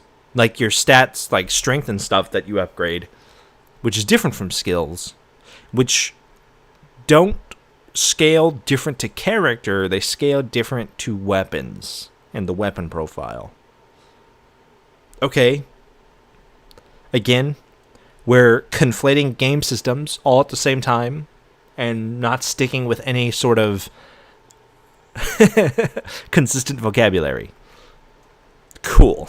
Base, not strength. It's obvious these developers knew that there's a significant difference in strength between a 33-year-old man. Okay, so he's 30. Gustav is 32, by the way. But like, even when we're talking about mechanics, you're so obsessed with identity politics that you have to find a way to wrap mechanics into identity politics while incorrectly explaining how mechanics work. Cool. Good to know. Awesome. Fantastic. Fabulous. Fucking moron. And a 16-year-old girl. And their skills and abilities reflect. By the way, the 16-year-old girl, Mael, has the strongest fucking combo in the entire game. If we're going to talk about, oh, the 32-year-old man hits harder than the 16-year-old girl, Mael's got the fucking heaviest hitting skill in the entire game. That's got to do with lore stuff because she's a paintress. But, like, I mean, he hasn't played far enough in the game to understand that. But it doesn't fit the narrative of identity politics that men are stronger than women inherently. So even if he did know that, I don't think he would mention it. Remember I said earlier, it feels like I'm arguing on behalf of the grifters because it's so goddamn easy to grift. If you just played the game and you knew and you understood how it worked, it would be so much easier to grift and make this in a way that was like even convincing to people who like were trying to, like, it would be harder to argue against. But you're just stupid. Reality in that regard, while still being gamified. These equipable skills can do all sorts of things, like making your status effects do more damage, giving you more health, or improving your counterattacks, which is one of the coolest parts. Okay, now we're talking about pictos again. We're talking about attributes, pictos, and skills, which are 3 different game systems, but he's talking about all of them as if they are identical. Why do you have no intention of explaining the game mechanics in a way that is digestible and understandable to somebody who is not familiar with the game? If you haven't played the game and you have no idea how this stuff works, you would be completely lost right now, because this explanation makes no sense for how the game works. And if the video is meant for somebody who has played the game and you're just reviewing it, why are you so scared about spoilers? Who is this video meant for? I know it's meant for racist idiots that just need an excuse to scream identity politics and woke at a video game that's popular, but like, what the fuck are you going on about? As a review, this video fucking sucks. As a video, this sucks. As a person, obviously, he also sucks. They don't think gay people are real people worthy of respect and love. But whatever. It's about Expedition 33's combat. We knew that. The whole combat system is based on very active timed button presses on every single turn. If you're attacking, you have to press buttons at a certain time to do more damage. If you're buffing, pressing the buttons at the right time will make the buffs affect more party members. And if you're casting a spell, the button presses can result in more hits, more status effects, or a whole different outcome sometimes. The most interesting part, though, is when you're on defense, because you can dodge or parry every enemy attack in the game. Dodging makes you take no damage, and is easier than parrying. But if you get the timing right on a parry, then you'll do a very... In that clip, did he just get snuck up on by one of the slowest NPCs in the entire game? Fucking loser. strong counterattack, punishing the enemies for daring to mess with you.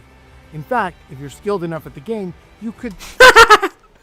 I love that, like, not only is all this footage from, like, the first hour of the game, but, like, you could see how bad they were. Like, you could tell that this is their first time playing the game. Obviously, it's not New Game Plus because the damage numbers are so low. But, like, that parry timing was so fucking bad, dude. Hey, can you at least show me some footage you recorded of you playing the game that, like, makes you look competent? That makes it look like you know what you're talking about? Because right now, everything you've talked about could have easily been ripped right from a Wikipedia, if not like an IGN review, bar for bar. But you wanted to spend the first 8 minutes of this video talking identity politics. Cool. theoretically play the entire game and take no damage. Why is there even talk about gender politics in a video talking about a fantasy setting? No, it's not a fantasy setting. It's France in 1925, okay? Get your facts straight. which is awesome. I like games that have a high skill ceiling and it's also learnable, and that's exactly what Expedition 33 offers. Each enemy in the game has their own set of attacks and animations, and if you learn them, you can dodge or parry every single time. There's a difficulty setting to make it easier or harder, but it just makes it a bit more forgiving by changing the amount of damage you deal or take. You still have to learn how to actually play the game. No, if you play on story mode, the parry windows and stuff are way bigger. It doesn't just change damage numbers, but that would be too much nuance and information. The genre is called fantasy. It's meant to be unrealistic. You myopic manatee. I fucking love the J.R.R. Tolkien epic rap battle. If you want to do well at it. It reminds me of the games from the 90s and the 2000s when there was no everybody wins, get your fuzzy. If you play this game on story mode, it is the easiest fucking walk in the park. I know, because I played both my main story and New Game Plus on story mode. You know why? Because I don't give a fuck. If you have your ego so tied up to the difficulty of a video game and making sure that everyone has like the same punishing experience as you because you need to prove that you have the biggest, fattest dick when you play Elden Ring, you're living a fucking sad life, dude. Having your ego tied up to something so minuscule and so meaningless to the rest of the world, I couldn't imagine having such a small wiener, dude. It would break me. I would have to kill myself. Diffuse nonsense. You either learn to play or you fail until you learn. I also love how he's like, you either learn to play, and then like they're continuing to use clips of them being bad at the game. The coolest part though is when it starts to click for you and you begin walking around higher level zones, just trouncing enemies way stronger than you by skill alone. Speaking of zones, this game brings back a classic JRPG staple that I love, the world map. After the prologue, it opens up onto a world map that lets you explore, fight enemies, find items, and even find secret areas. It feels like the world maps from old PS1 RPGs, if y'all still remember those, and it's awesome. It gives you a feeling of how the whole world fits together and makes it into a more cohesive experience than if you just moved zone to zone like most modern games. Like most modern games. What modern RPGs are zone to zone? What? Are you talking about like Doom, where it's like level based? Can you give me an example of what the fuck you're talking about? Most RPGs I'm familiar with are like entirely open world that don't have any zones. What are you talking about? Maybe like Starfield, but like Bethesda is the outlier in that example. Each one of the zones that you find and visit are meticulously crafted to be a fantastic experience. They're just the right amount of linear so that you know where to go, and just open enough that you feel like you can explore and really interact with the world. Sometimes I found myself wanting a mini-map to keep me oriented. Then I remembered that I'm a big boy and I can look around for landmarks to navigate by. Fellas, does it make you more of a man if you can get around without a mini-map in a video game? Fellas, does it make you gay to want a mini-map in a video... Fellas, does it make you gay to need a mini-map in a video game? Oh, God. Each zone has its own personality and feel. The fucking gall to like spend the first 8 minutes complaining about how 2 of the characters are people of color in a game, and then be like, I'm a big boy, I don't need a mini map. How fucking small is your dick, dude? What the fuck are you like? You have your ego tied up to things that don't fucking matter, but you'll spend half of the review talking about identity politics. You fucking moron, dude. As well as history and story that you can discover. And that history is a really big part of the game's story. As you play. You just said earlier that you don't have to go out and find everything to get the whole story. And now you're telling us that you have to go and find all of the history and the expedition logs to get a big part of the story? That sounds like it's pretty damn important, dude. People who wanted a map for Oblivion. I mean, yeah, in any big open world game, you should definitely have a map. It's got a map for like the world map, like when you're out in the open area, that does help you find all the levels and stuff, but inside the levels, there is no mini map. Feels a little homosexual to refer yourself as a big boy. I'm a big boy. It is a little, it's a little gay, you know, it's a little fruity, that's all I'm saying.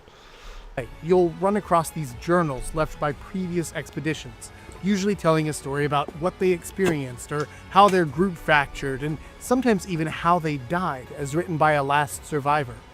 These journal entries, along with the zones and the evidence of the battles and dead bodies you find, tell an incredible story and really immerse you into the world in a way that I don't remember any other game doing. I'm not stopping this as much because he's just describing the game. It's not as flagrantly awful as like the explanation of the mechanics, but it's not really anything of note either. So until he says something stupid, we get to run through the last of this game. The video. For example, at one point I crossed the bridge and found a huge monster guarding a journal. When I read it, I learned that one of the former teams had laid themselves together to... So you, hold on. I know exactly what you're talking about because it's in the Amber place, whatever. It's by the Tower of the Reacher, I believe.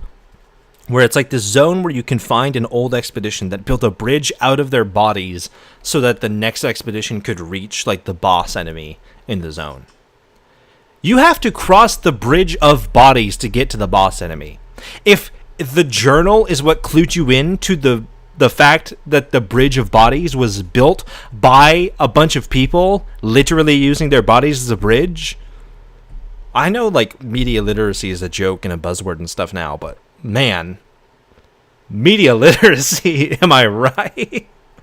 We can load up Expedition 30 right now and I could show you that bridge and I could show you just how obvious that the bridge is just made of bodies. form a bridge in their final moments. Oh, Then I God. realized that bridge I just crossed, it was made of their corpses. You had to read the journal to realize that the bridge made of people was made of corpses? How did you play the game with an eye closed? I remember that explicitly. I remember seeing the bridge and being like, oh, it's a bridge made by expeditioners using like their bodies to make the bridge.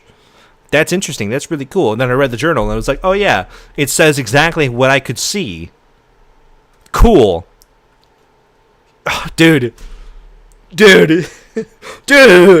Comprehension is dead. I know for sure you failed the English portion of the SATs. Holy shit. If that's not some metal shit, I don't know what is. Definitely not approved by an HR board. What? A bridge made of dead bodies is not approved by an HR board? Do you know what? What? You know, there's also like an identical thing in Senua, Hellblade. So like, Hellblade, a game that's like super woke and features a really strong female character, also has that. What? Fellas, is woke when no gore? Is that what you're trying to say right now? That like a body or a bridge made out of bodies wouldn't fly in like a quote unquote like super woke DEI game? Is that the implication? Is that you really just trying to say that when it's so fucking false? There are dozens, maybe even over. I'm gonna laugh if they unironically say I love big, strong, older, silent men. I wouldn't be surprised if we hear that at one point.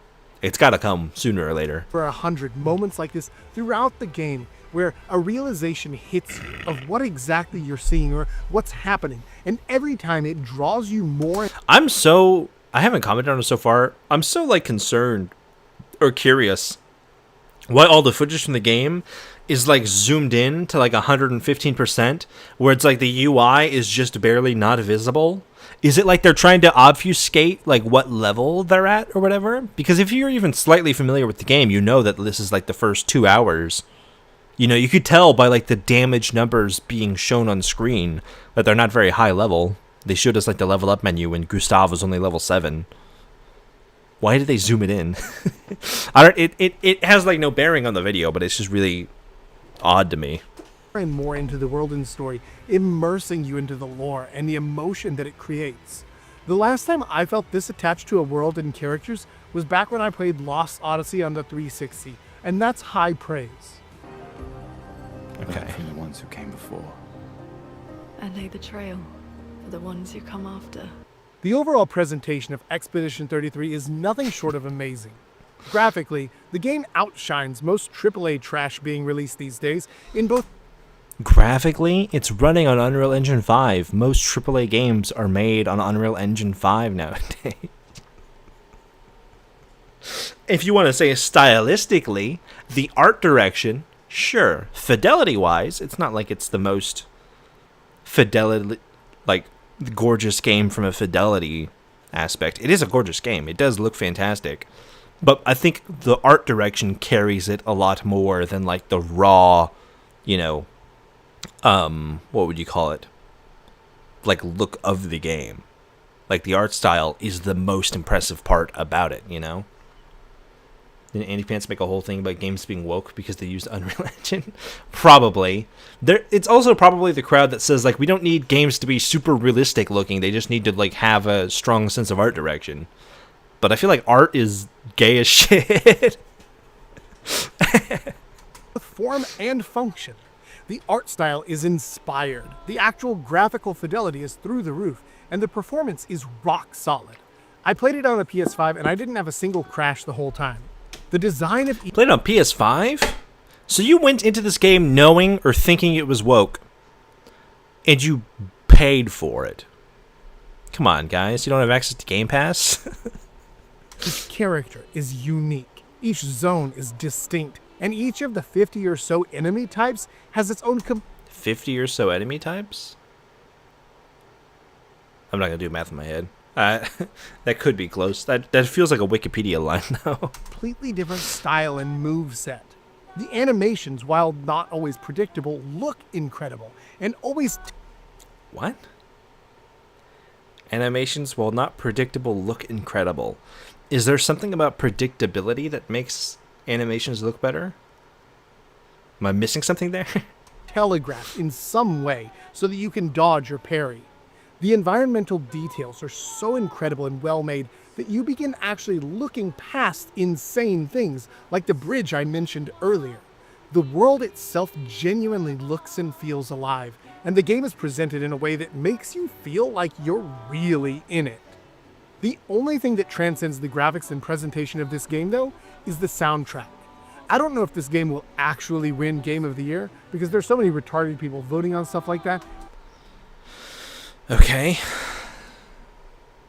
I don't know why. When I say retarded, it feels totally perfect, and then when I hear somebody like this guy say it, it's like, you know, I think it's because, like, there's a very specific audience in mind to receive the word that makes it sound so much worse. Like, it's worse to hear him say it than to say it myself. Oh, man. But, like, what? This game has so much ability to win Game of the Year. Are you fucking insane? And the soundtrack is gorgeous. Lorien to start did a fantastic job. 147 tracks in the soundtrack, by the way. And they're fucking fantastic. But, like, that doesn't really give you any credibility as a reviewer. Anybody could look at this game and say the soundtrack is fantastic. My 60-something-year-old boss thinks the soundtrack is fantastic. So... But I'll be shocked if the soundtrack doesn't sweep the awards. It's honestly one of the best game soundtracks of all time, and it does a phenomenal job of accenting the different scenes in the game. I like... He's continuing the trend of, like, describing something in, like, the most bare bones, like, generic way possible. Are we going to talk about the fidelity of the soundtrack, the actual technical aspects of it, from, like, a music theory perspective or something like that? No. It's the best soundtrack to ever exist. It may be the best soundtrack of all video games ever. It's just so perfect, and it's perfect for the scenes that it's in, and it just does such a good job, and it's such a good soundtrack. It's a good soundtrack, guys. It's a good soundtrack. Like, that's just what you're saying. You're just saying nothing. It's like a gay person saying a gay slur and a straight person saying it. I mean, that's like a different kind of context. I think like the biggest, like the difference of context of like the word retarded is that like when somebody like this is using that word, they're saying it explicitly because it's a bad thing to say, and they're like, I'm so edgy, look at me using a slur. But they're also using it to like disparage like specific communities and stuff.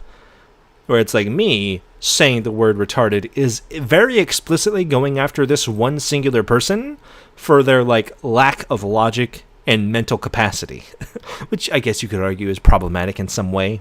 I understand where that idea comes from, and I'm not blind to it. I just don't necessarily care. Dark humor, insert slur. That's basically most of what it is, right? An emotional scene of someone sacrificing themselves, soaring vocals over perfect orchestral arrangements. Time to wreck shit in battle, driving drums and brass, like a French warband marching. Climactic boss battle? Well, that's... Most of the combat music is like house music. I wouldn't say the combat music is like heavy on brass and war drums. What? I would love if you had examples of this, but like you don't, so I'm kind of just like going off my own knowledge of the soundtrack that I've listened to that album a couple times, but what? I'd like to know what track you're thinking of, because most of the action tracks are like really heavy synths or like guitars like towards the end of the game. I'm trying to think of any that are like brass focused and like action music. Actually impossible to say, because Now there is one. Monoko's theme has like a brass focus because it's got like the saxophone going through it. But like that's the only one. every boss has their own theme. Yes, that's insane. And yes, every one of them is a banger. There's not a single moment in this whole game where the music doesn't hit like a freight train. Absolutely stellar, start to finish. Overall, Clair Obscur Expedition 33 is a truly excellent game that manages to avoid most of the modern woke problems that plague other games. They do still have some odd racial diversity, a questionable furry type. How is it odd? Please tell me without just getting the context of the game wrong. This doesn't feel like an Andy Pants video? I think it does. It's just lighter on like the hyperbole, you know? Like the hyperbole isn't as strong. He's just saying wrong things. Like he's just incorrect. Like rather than like saying something stupid. I mean, Andy Pants does that a lot too. He did that with Gears of War. But like he's like describing stuff that's like I can't pin down how much of the game he's played versus like Andy Pants talking about Gears of War. I was like, yeah, this guy hasn't even touched Gears 5. But he's not being as like flagrant about it either. But again, how is the diversity a problem? Without just saying it's France, because guess what? The game's not set in 1920s France. That's just fucking correct. You're fucking moron. I don't know what to tell you. That's just wrong. Without being completely and utterly incorrect, tell me how the diversity is an issue. Outside of, you know, I hate people of color, which is probably what the true answer is. Even though you won't say it on YouTube because you're a pussy and you're scared about getting banned. You're so scared. This guy has been canceled multiple times, but he's so scared about getting actually canceled that he won't just say what's on his chest. He won't just say he hates people of color. He's got to obfuscate it and hide behind all these other things and being like flagrantly incorrect. But he's been canceled multiple times, so you know he's spaced. But he's too scared of being actually canceled to say what he actually believes in about how much they actually hate people of color and people that are a part of the LGBTQ communities and stuff like that. That's too much. That's a bridge too far. But, you know, he's been canceled a bunch of times, so he's based. But if it was an actual, like, concern, that's... He doesn't have the fucking balls for that. That'd be too much. It's like saying this takes place in England. It's a white majority, when that's not true. Not as diverse as the U.S., but black and Asian people do exist in Europe. Well, yeah. It's like, you know, it's like we said, talking about, like, Gears of War, The Witcher, whatever. Like, it's just not true. Like, it's like if you said Novigrad was England, and it's like... No. It's like lightly inspired by the cultures of medieval England, but it's just not. That's not how that works, you know? Just because there's an Eiffel Tower doesn't make it France. It's set in a universe very closely related to France, but it's not France. You know, it's like Guardians 3 where they go to that planet that's got all the animal people and like there's the mock Statue of Liberty and you're like, this movie's set in New York. And it's like, no, it's not. It looks like New York. It's based on New York. It's not fucking New York. That's not how that works. Character and a lot of feminine storytelling energy in the whole. Feminine storytelling energy. Okay.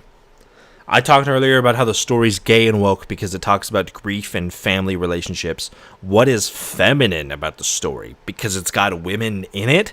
Is that all it takes? Are we doing the Gears of War thing where Gears of War is about sisterhood because it has women in it, even though none of the characters talk? None of the female characters in Gears 5 talk that are, like, on good terms with each other? What? Found family and talk therapy tropes. But Found family and talk therapy tropes. Fellas, is it gay to have, like, a found family? What? Examples, please? Context? I mean, there is none because it doesn't exist. You're just spouting bullshit, but come on. But in the context of the overall game, these points are fairly minimal. These points are fairly minimal. That's what the entire game's about. You can't say... You're like doing the enemy is very strong and super weak at the same time thing in real time. The game has all this stuff about wokeness in it, but it's really small, even though that's what the entire game is about. But it's a really small part of it, but all the game's about that, but it's a really minuscule part. It's not really that much but it's in the game, but it's really, really minuscule. But that's what the game's like. Come on, dude. What? It can't be both. It can't possibly be both. You're just stupid. It's been 2 hours already? Fuck. And don't really detract from the enjoyment of the game. Most of all, though, the game never talks down to its audience. It doesn't lecture or patronize. What game have you played recently that lectures the audience? I can't think of a single game I've ever played that lectured me about anything. What? It's what you get with hate. It's illogical and inconsistent. Yeah. Anger and hatred get you nowhere. Love and kindness get you everywhere. That's just... Turns out, being kind and charitable to those around you opens up so many doors. You know? My bad, I'm here. Hi, B. Welcome. Welcome to the stream. 2 hours in. It's not an issue, though. And it respects the audience's intelligence. So, just how big... It respects the audience's intelligence too much because based on what you described, I don't think you understand how the mechanics of the game work. Dude, it took you the game telling you to your face that the bridge made of bodies was in fact made out of bodies. You couldn't put two and two together. I think it respected your intelligence a little too much, man. It could have done with a little exposition because that's embarrassing as shit. Is Expedition 33. I give it a base score of A-. It's cool, I guess. Guys, it's only a little bit woke. not Chad versus the gay Nazis tier, but it's a hell of a lot Okay. more testosterone friendly than... Testosterone friendly. God, I hate this shit so much. It is like the most... How could we say words? Did I miss Space Marine? No, we spent I spent 2 hours making fun of nerds. We're getting to Space Marine right after this. I have, in fact, spent the last 2 hours talking about this one 16-minute video. 99% of the limp rainbow splashed garbage clogging the Game Pass store. 99% of the Game Pass store is limp rainbow garbage. Can you please show me a flat statistic showing exactly how 99% of the Game Pass catalog is rainbow garbage? Let alone if rainbow... In the universe where rainbow garbage is a thing to be concerned about or made a game bad, how is 99% of the catalog like that? It's like they live in a constant Streisand effect. Like, I saw a thing where Halo Infinite gave out a special skin for, I think, disability awareness or something like that. And I saw a tweet about it where they were like, Halo's so fucking woke, they gave you a skin about disabilities. And I was like, I would have never, ever heard about this. This would have never been anything that came across my radar ever. I don't play Halo Infinite. I don't know anybody that plays Halo Infinite. It's kind of not a popping game. A lot of people don't really play that game anymore. The only reason this exists and is getting attention is because you have so much hate in your heart that you have to keep up with a 5-year-old game to shit on it for fucking online brownie points from the other Nazis on Twitter. Like, what are you doing? Is being disabled woke now? Yes, it is. It is very woke. Woke and gay. I'm surprised they didn't mention it with Gustav's arm. But, like, it's fucking awful, dude. If you're not straight, white, male, and, like, peak physicality, you're gay and woke. Which is kind of funny, because a lot of the people in the anti-woke crowd are all overweight white men. So, like, it's not like any of them are, like, peak masculinity to begin with. We've seen Synthetic Man. That dude can't even use a hairbrush, you know? Like, he doesn't know what a shower looks like, how fucking greasy his head is. Then you look at someone like the Quartering or something, you know, where they're, like, dying.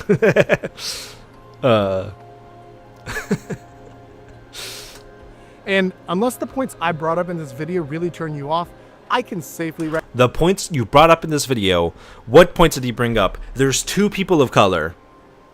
Ooh. There's a character who has a lot of hair.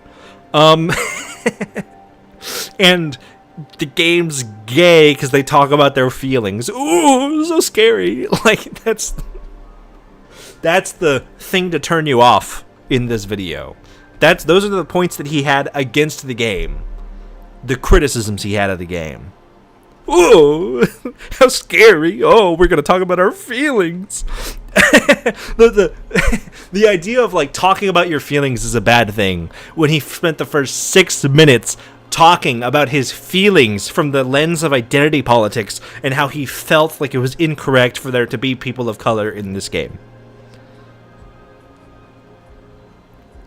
I'm gonna lose it, man. Like, the backward circular arguments you have to make to even comprehend that criticism is so disingenuous, it's unreal. Like, dude. recommend this as a great game to play and never have to worry about real-world politics in it. Bottom line, real world politics. Gay people existing is political. People of color existing is political, I guess. Did you know it's...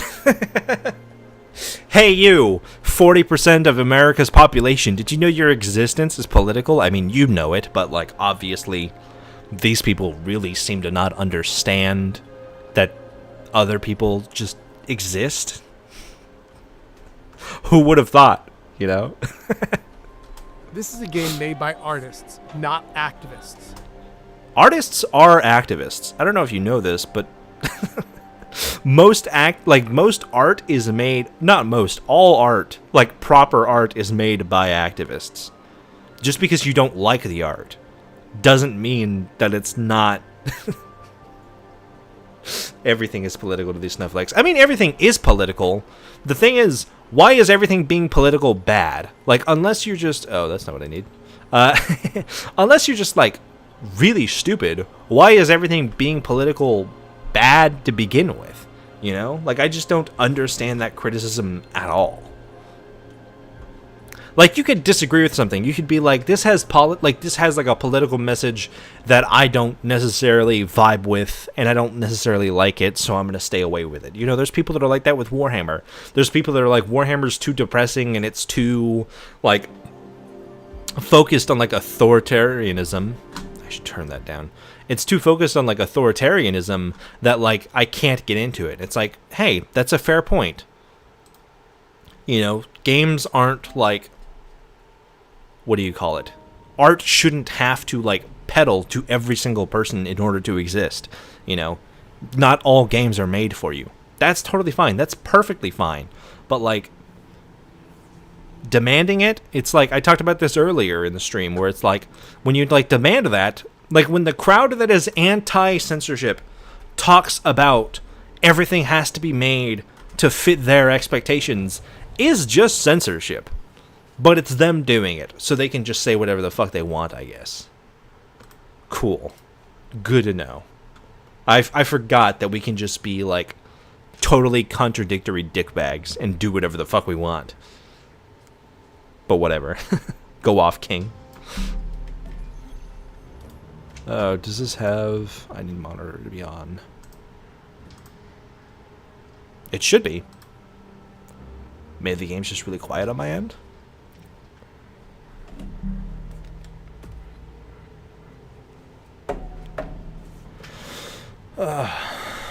Oh, actually, settings. Where's the monitor going to?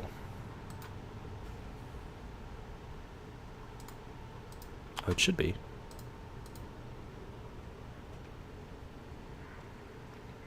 There was a French artist who painted a painting where he's smoking a cigarette as a statement that smoking is no longer a privileged luxury. Woke! It has meaning! No! Layers! Comprehension! No! It's woke! Gay! Just saying that they take the politics aspect way too seriously? Yeah. The crowd that hates everything being so, like, entrenched in politics themselves are, like, entirely... Like, they can't separate themselves from it. Why am I not getting... Hold on. You guys can hear the game, right? Is it me that's broken?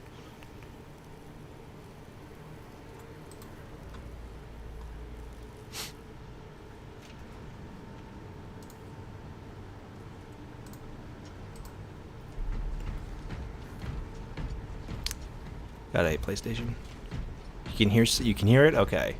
So why is my monitor not working? Is it because sound is not going through? I mean, I guess I don't need that anymore. Let me change the setting.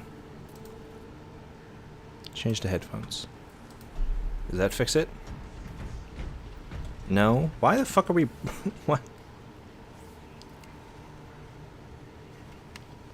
Okay. I guess I just don't have sound. You'd hear gameplay? Okay. Why is the monitor not working then? Why? Come on. Don't be gay now. There we go. Okay, I just had to reset it, I guess. We got it. Okay, so. Space Marine 2. If you're curious why I called the stream American Astartes, it's July, and I was feeling a little patriotic, so I dressed up. Guys, is it gay to use cosmetics? I dressed up all my Space Marines in fabulous red, white, and blue. Except for Vanguard and Bulwark, because I don't play those. But I dressed up all my Space Marines in red, white, and blue. And we're going to hop into the Space Marine 2's, the new, what do you call it, Horde mode? I forget what the name of it is. Siege. Which is kind of like, it's like a Horde mode, but also a, like, dungeon type of thing. Like a strike. It's really interesting. I played a match of it, too. Where with an iron halo, meaning armor shield. What? Or are you talking about the thing you sent me? But this mode's very interesting. And I can't wait to get into it. Bots on. No. I want people. The thing on your back? Oh, the iron halo of the heavy? I know that he's got an iron halo. I don't know what the context of you bringing it up was. I was confused.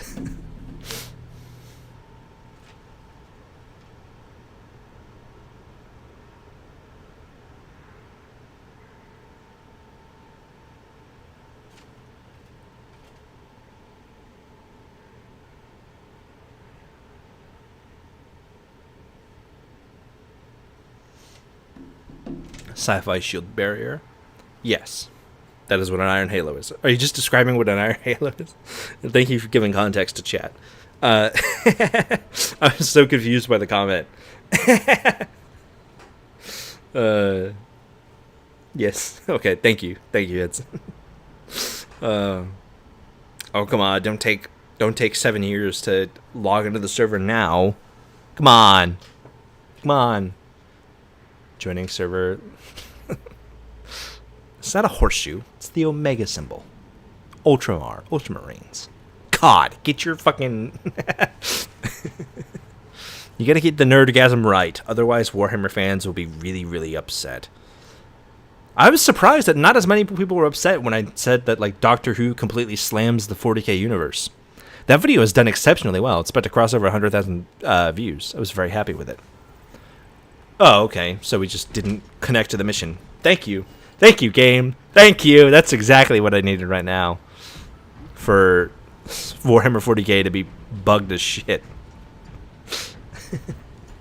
TikTok video I sent you something horrible. It's gotten to the point where people associate blonde hair with racial identity. I mean, that's true in a way, but is it like in an Aryan identity way?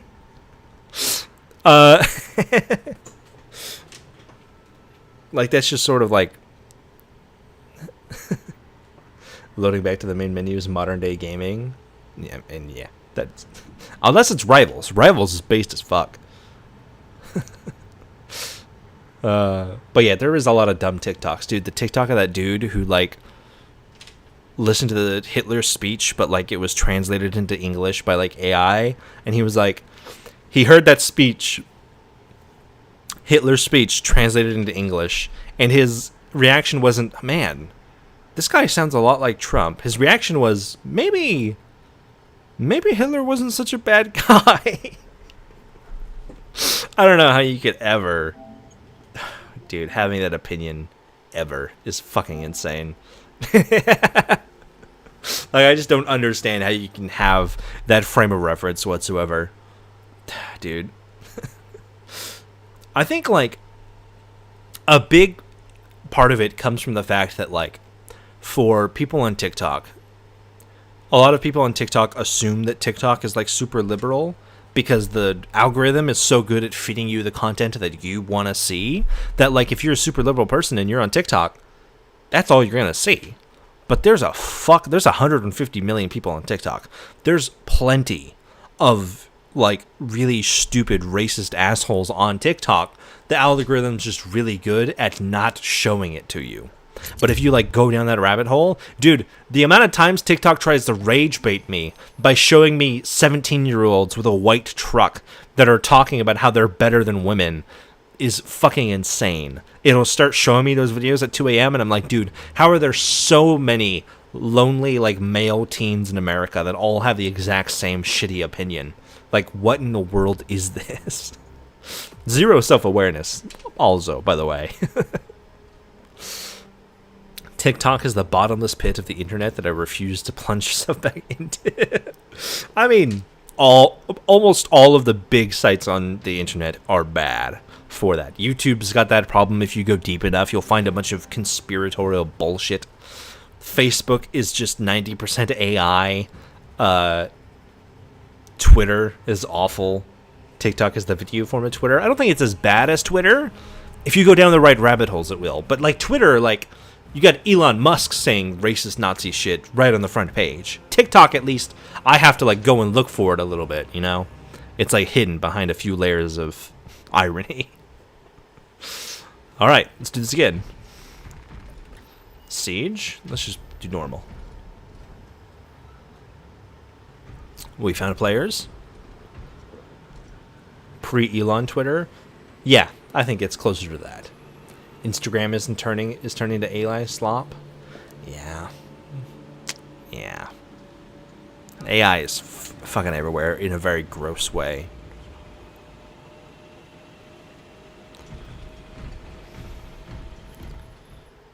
To wait for the other players to join the game. He did this. Elon was Nazi adjacent long before he hit the salute. For better or for worse. You know, as far as identifying it. Keep getting ads about how you should join AI generated websites. Dude, AI ads are getting literally insane. Sometimes I fall for it. No, I don't think I've fallen for an AI video yet. There's definitely some that like may have gotten me. Like if I like go by it really, really fast, I'm sure I've probably seen a few that like didn't look that odd to me. But normally if I'm looking at it, I can tell. But the amount of them that are there. AI mobile. Dude, they're so bad. I hate the fact that everyone is like, AI sucks. And the minute AI is like slightly funny, people are like, you know what? AI is not that bad. Where it's like they have like those AI generated videos of like the Yeti or whatever, like doing like outdoor, like vlogging, quote unquote. And it's like, it is kind of funny, you know? But like the second that it's slightly enjoyable, people are like, you know what? This AI stuff ain't that bad. And it's like, dude, no, you can't you can't switch up just because you got a laugh out of it, you know? Like that's not that's not how that works. It shouldn't be how that works. But people's convictions are as flexible as their subscription box. So you're not going to get a lot out of it. Space Marine, come on, you were working last night. Don't go to the infinite loading bar of black hell now. Seen a couple of them in the past, like Master Chief reading Sun Tzu's book on war. Like the AI voice stuff has been around for a long time. Master Chief like teaching you how to like change your oil and stuff. That's fucking elite ball knowledge. That was like 2022, 2021 almost.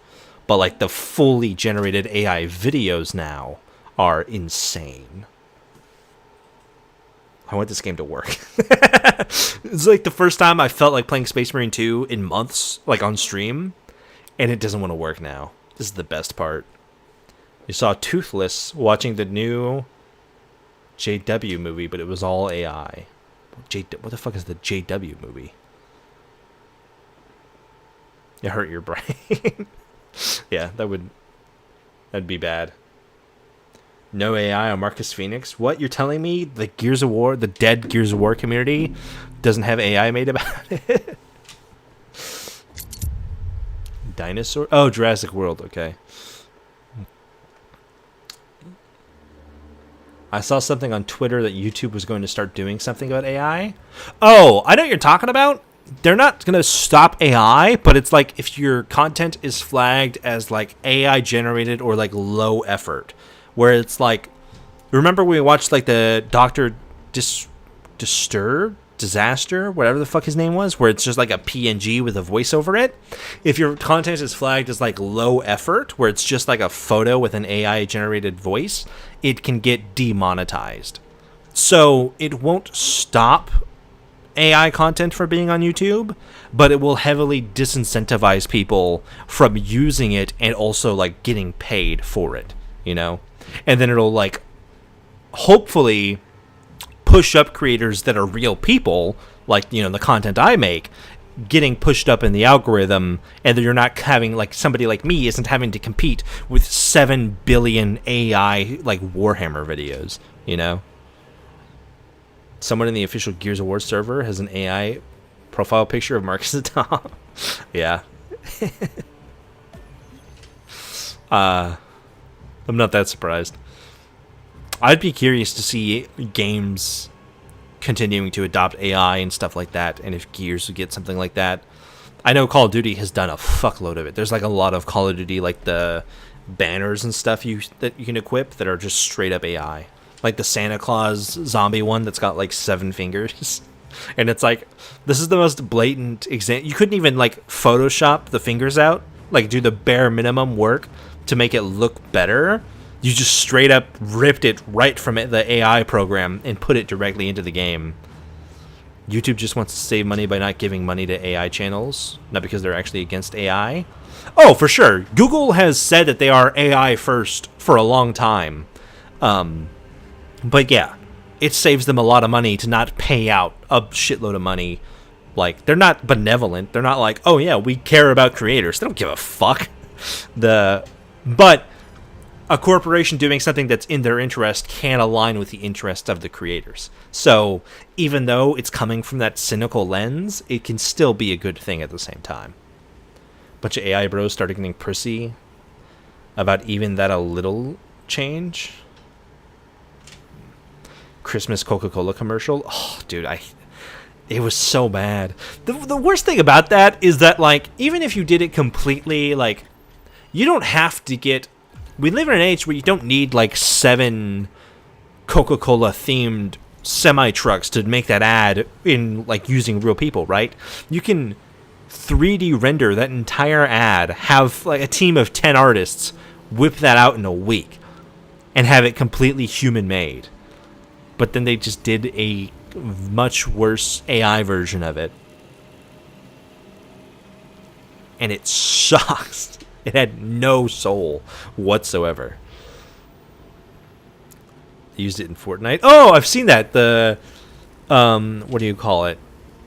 Darth Vader? Hearing Darth Vader drop the hard R in a Fortnite lobby is kind of insane. They have trucks that look just like that. I mean, yeah, it's based on like an actual ad that they made back in the 80s, I think, 90s, something like that. It's based on real reference, but they just had to. It's awful. Surreal to learn about. Oh, James Earl Jones AI voice. Yeah. I don't know if that's been approved by, like, the... I wonder what his, like, family and estate has to say about that, if it was, like, approved. I thought I remember hearing something about him being supposedly excited, or, like, actually on board with it, but I don't know how much of that was true. I don't remember where I heard it from, but I feel like I remember hearing that. It would be awful if it was. Oh, man. I wonder if something could be done, like have creators start putting Nightshade in every form of their videos. I mean, yeah, poisoning AI if you don't want your stuff to get taken by AI, but it's cat's out of the bag. I mean, eventually, oh, we're already on wave 6. Even if you like poison everything for AI, there's going to come a point where the people developing AI are going to learn how to... Where the fuck did that guy go? I saw that invisible motherfucker run right past me. You're going to get to a point where those AI creators can get... The people developing AI can get around the Nightshade. So, like, it's just going to be a cat and mouse game. And, like, same thing with computer viruses and everything, like, of that nature. There's only so much you can do. Like, you're never going to be able to completely stop it. Like, what you need to do is, like, have... From, like, a federal level, come in and... regulate AI from like a legal level. Otherwise, you know, individually, private corporations and stuff are not going to be able to do anything about that. And I think, if I remember right, there's a procurement in the big beautiful bill, that big piece of legislative piece of shit that passed recently, that says that states will not have the ability to legislate AI. So that all AI legislation has to be done at the federal level, which means we're not getting legislation on AI done in the next, I think it's for the next 10 years. States will not be able to make legislation about AI, which is insane.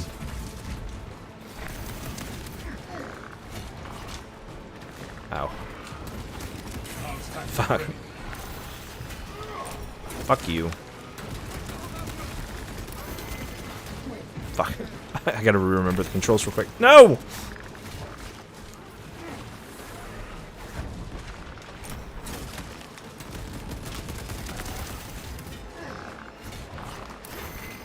Oh, fuck. Got you, bitch. Die. The Amish don't use the internet TV. I think some of the Amish do. It's like there's like different clans of Amish people, and there's some that use like some technology, and there's some that are like completely against it. It just depends on like what house you're talking about, or like what community. I said house, like they're fucking like European like high houses or something.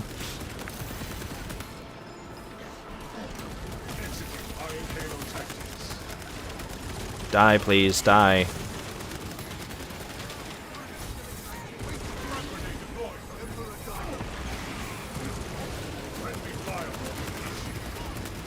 Then, ow.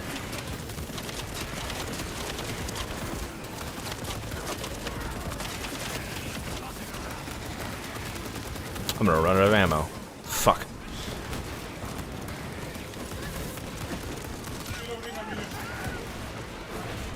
Oh, fuck you, bitch.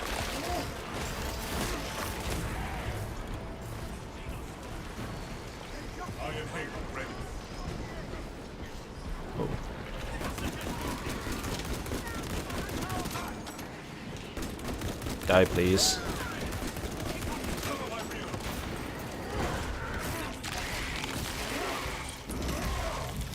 Nice. Priority turret eliminated.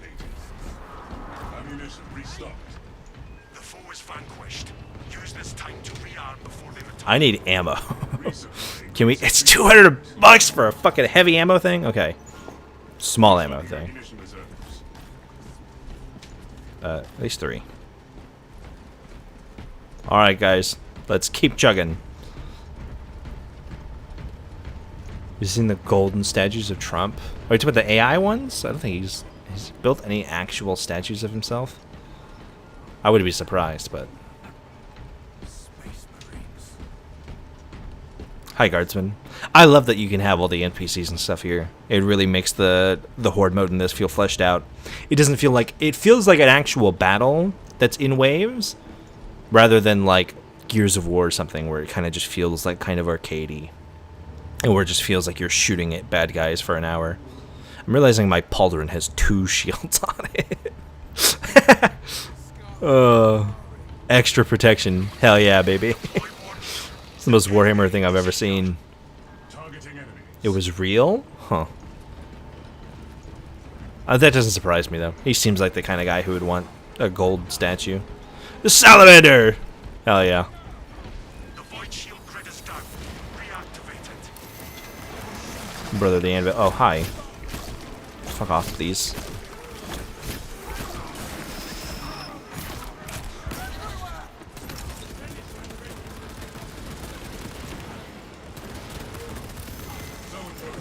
That's the wrong button. No.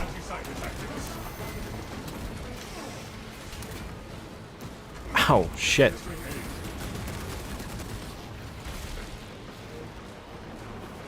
Just gotta pop up again. There he is. Void shield restoration. And you. Die, please. I hate these shielded motherfuckers so much. Hell yeah. Die! Slam that bitch on the ground! Hell yeah. Where's your buddy? Did you have a butt buddy? Or was he alone?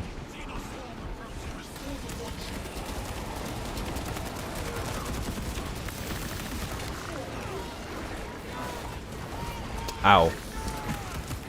Ow.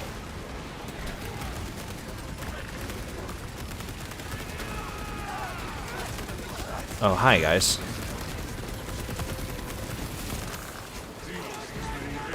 Ooh. Ooh. Whoa. Whoa. Ow. Dude, I hate the lictors so much. It's heavy. I'm getting hard countered by AI. No! They heard me talking to shit. They said AI art is real art. Dude, I hate AI bros so much. Most tech bros suck, you know.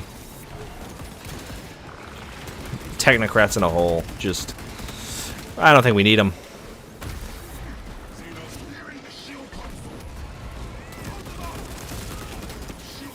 I think they're good for the guillotine business, though. Is that too morbid? The AI picture of Trump as a Sith? Yeah, that's... Trump is a good guy, like the Jedi, and it's like just straight up not the good guys of Star Wars. It's like, what do you... Like, do you know what Star Wars is? You don't have, like, a, like, you know, with the times hip, like, media manager to make you not look like a moron?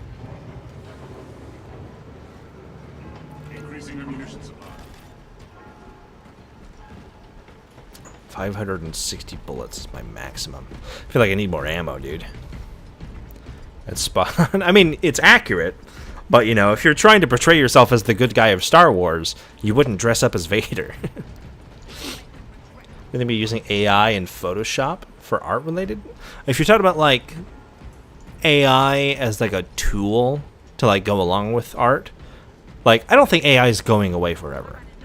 There's definitely places where you can concede and have AI like tools and stuff, but where the thing is like entirely AI generated or something like that, Foes marked for no, elimination. I'm not big on that. But doing AI tools, like more so for like data management and stuff, you know, if you're like, say like you're a teacher and you have 200 something students to watch after, and like you need to compile the data on all those different students, and you want to like keep track of it and like organize it by different ways and see if you can like analyze the data to get like anything usable from that. Like that's a place where AI could be helpful, where it could help you like break down the statistics of like the massive data set that you have that you're working with. But like that's just not, oh my god, why there's so many fucking sneaky dudes. But like that's just not how AI is being used. It's being used to like replace actual artists who like put their heart and soul into things. And that's the bad part about it. Because if you look at games like Expedition 33, we just spent the last 2 hours talking about it, or like Arcane, the TV show, you do not get anything like that without the human creators at the heart and soul.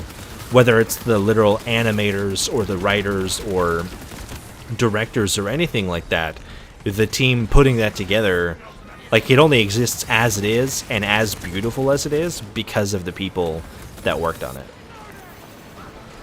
And with AI, I mean, like, movies and stuff are already notorious for being really bad when, like, C-suite executives, like, step into the artistic process. And with AI, what you basically have is a bunch of C-suite executives in charge of the entire artistic process. And it's like, yeah, there's no room for this to be insightful or creative in any way because of the way that it is structured using AI. Whoop, whoop, whoop, whoop, whoop. Fuck you. Ow, fuck you. Ow, fuck you. What the fuck? Why do you run like that?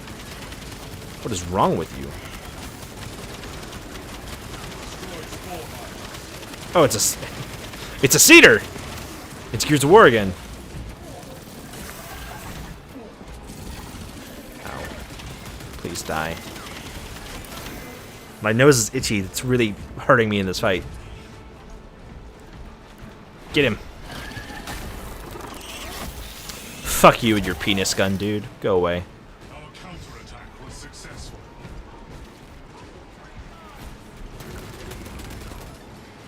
Nice. Get some ammo, please. Thank you. Restocked. Ow. Dude, I hate these mines so much. Die. God.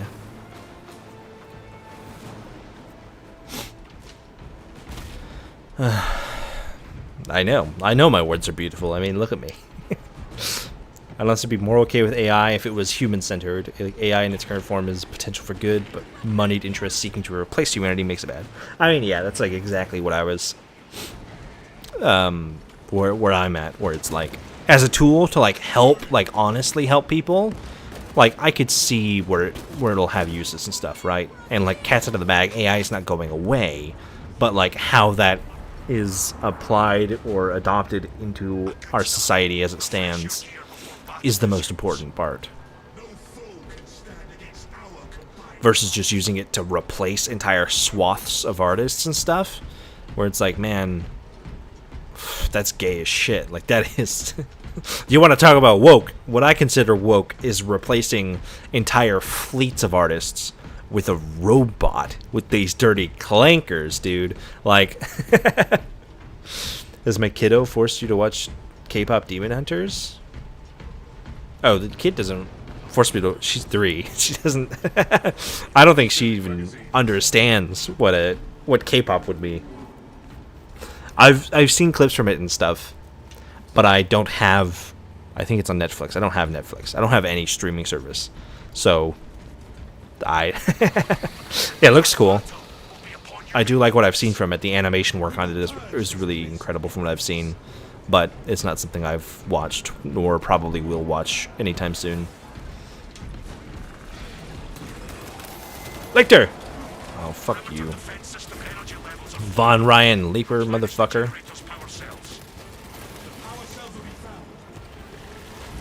Restore the... I do like that it gives you side objectives that like feel like they fit in. It reminds me of Gears, where it gives you like objectives, but like they're also like thematically appropriate. It's not like it's like an actual objective rather than like get 8 headshots before the round is over. And it's like, okay, like that's a lame. That's not like a challenge. It's like a thing to do. Oh my god, I'm getting fucking raped. Go away from me, please. Fight the dude who has a big hammer. You're a melee dude. Fight the other fight the melee marine.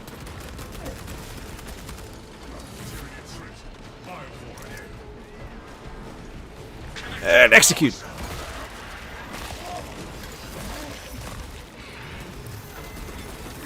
Oh my god. Stop. Jackass. The worst part isn't even like the jumping out of the shadows, it's the fact that he's got so much goddamn health. You'd hate Isaac Asimov? He's hated the hate for robots? Oh. I mean, it's not like I hate robots entirely. Like, there are some jobs that I think would be good going to robots instead of people. Like, say, like, super labor-intensive stuff, like warehouse work. That is a place where I am completely on board with people being replaced by robots, but that is only if we also exist in a system where people's labor is not the one exclusive thing that changes whether or not they sleep with a roof over their head and or eat food to survive. You know, if we had like a UBI programmer, like we, you know, practiced social welfare without making it a demonized, dirty term, I would have no problem with robots taking like dock jobs or warehouse jobs, those jobs that like break down the human body and make it like unbearable to live. Those jobs should definitely be done by robots, because robots don't get sick and they don't have like fucked up vertebrae by the time they're 30. But we don't live in a system where like you can have both. It's either we have robots take jobs and people starve and die in the streets, or you just don't let them take the jobs, which is fucked up. It should obviously, like, we should be able to replace a working force or alleviate a working force with robots and AI in a way that doesn't also like just leave that pre-existing working force out to die. You know what I mean?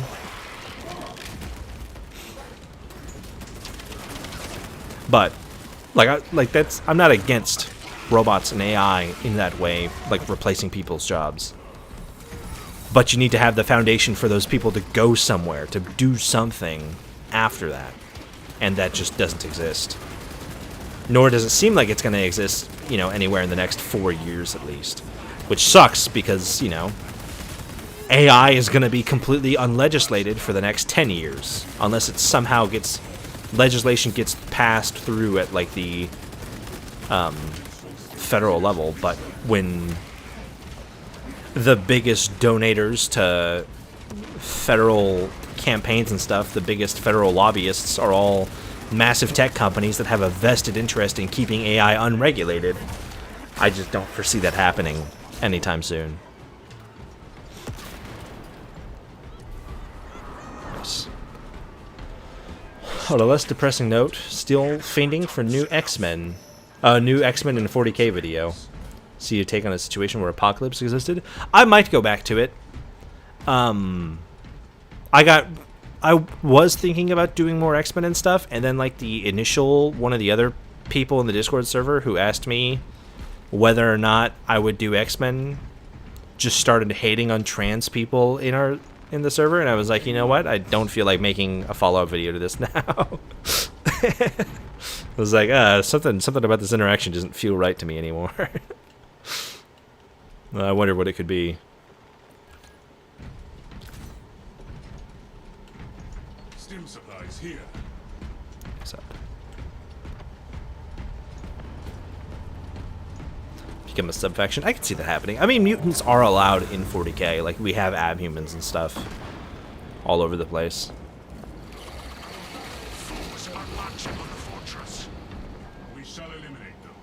Stuff goes by the phrase, hope for the best, expect the worst. Yeah. Oh, no need to be worse. Sorry or anything. He got kicked immediately. It just like killed my motivation for that kind of project where I was like, it like soured the taste in my mouth, you know what I mean?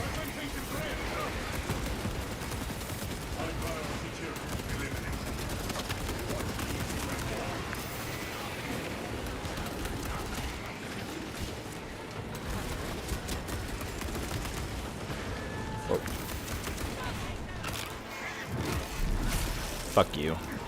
Whoa. That's a lot of bugs. Whoa. Holy shit, I'm playing Cyberpunk 2077 on launch. It's a lot of bugs.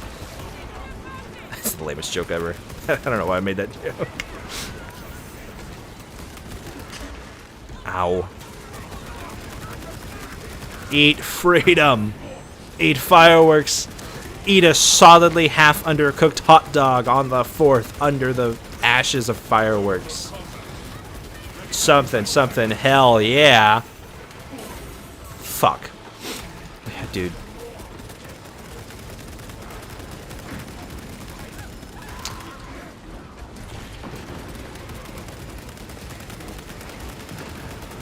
Kill that guy. Kill that guy. You know, I swear, watching the streams, you'd probably like think I'm doing cocaine with how much like my nose itches and I gotta fucking scratch my nose. But it's just fucking allergies, man. I can't help it. It's like every single time I get onto stream, something about like sitting here in the garage sets off all of my goddamn allergies at once, and I just start dying. You have 2 bosses at once. Nice. Whoa! Whoa! Whoa, okay. Okay, I got it. Whoa! Hi! Sorry, guardsman. You're on your own with that one. Fuck that.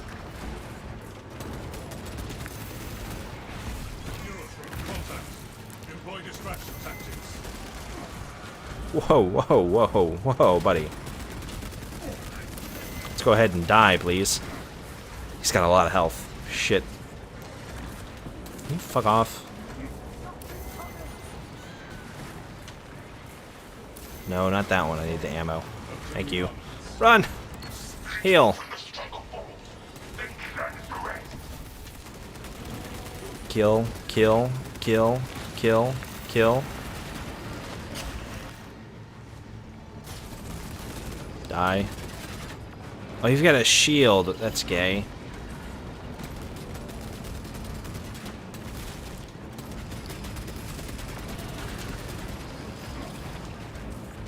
Oh! Hi, guys. Fuck off, please.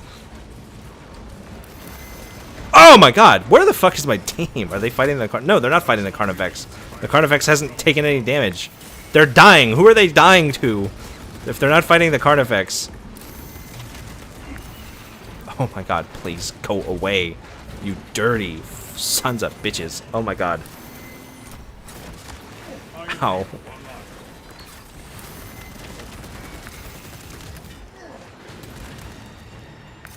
I'm getting murdered in the corner.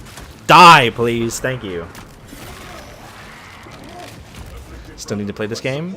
Space Marine 2. Space Marine 2 is woke. I don't know if you know this. There's a person of color, multiple people of color in the campaign. This game's woke as shit. Welcome, Ice. We watched a whole... If you want to know how woke it is, check out when me and Ben watched Synthetic Man, No Nazis video. About Space Marine 2, as he exposes just how woke and gay it is. Kill it. Oh, is that a different... That's not even the Neurothrope? There's 2 of them? Oh my god. This does feel chaotic. This feels way more chaotic than, like, Gears of War's Horde ever does. Hell yeah, fuck you.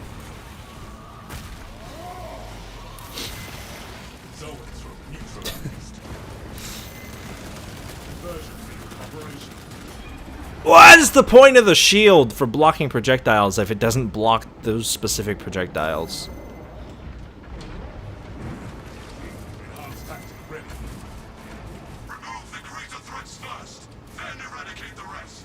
Oh, high Carnifex.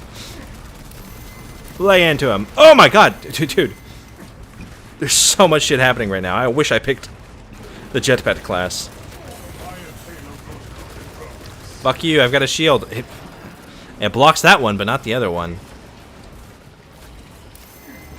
Oh my god, I can't do it. I can't fight them all. No. Get the fuck away from me, please.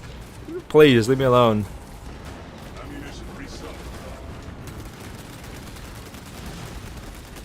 There we go, there we go, there we go. Big damage, big damage, big damage, big damage, big damage, big damage, big damage. My gun's gonna overheat. We're doing big damage though. Until we weren't. Oh my god, please stop.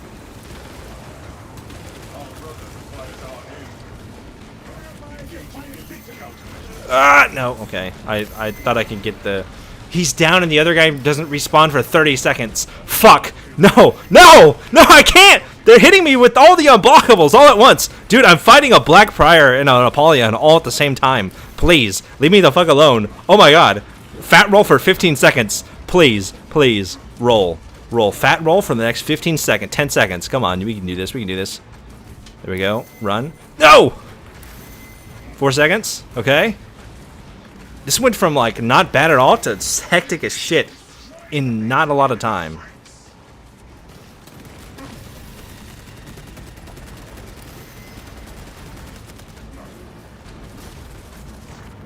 Hopefully that gives him time to revive. I'm gonna run out of ammo, too. That sucks. Alright, Carnifex. Big damage, big damage, big damage. Big! Fuck. I didn't expect him to jump that far. Oh, man. It's like the Matriarch. Alright, ooh, armor boost. Piece of candy.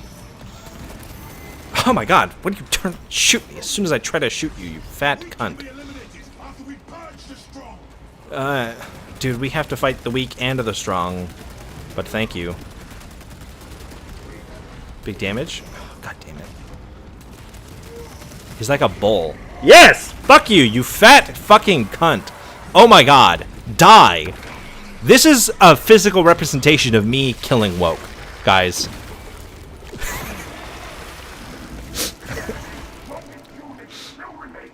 Excellent. The major threat has been wiped out. There's still enemies after we killed... Just die. Follow your leader.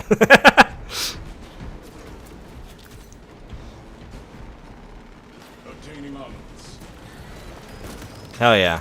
Fuck you. Fuck you. Suck my balls. How long does the horde mode go on for? This is 10 waves so far. And I joined halfway through. New defensive objective. Protect the control.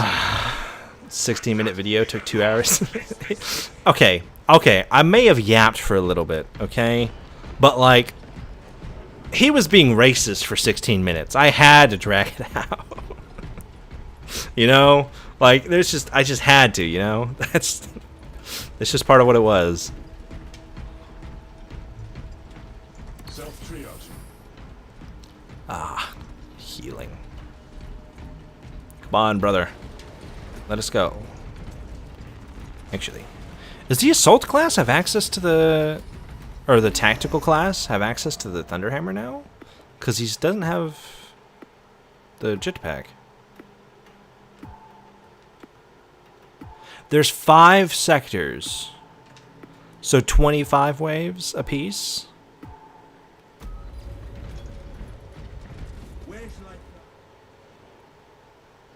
Huh. Neck deep in editing, so you missed the good times. It's okay. That reaction will go on the channel for sure. You'll just get to watch it later, and that's good. That means we'll have a nice, like, comfy, not enraging ice video to watch next week. Chaos. Ooh, yay. We get to fight Terminators. Yay. Ooh, goody. Oh, yay. I love this. Oh my god. No way. Really? Coordinating resources for Voltus. Give me the Dreadnought so he can one-shot everything, please.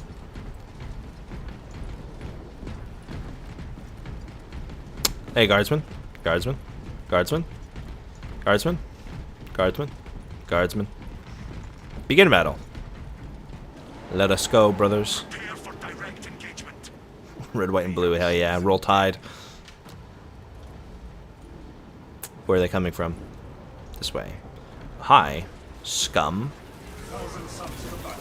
Are you perhaps here to die?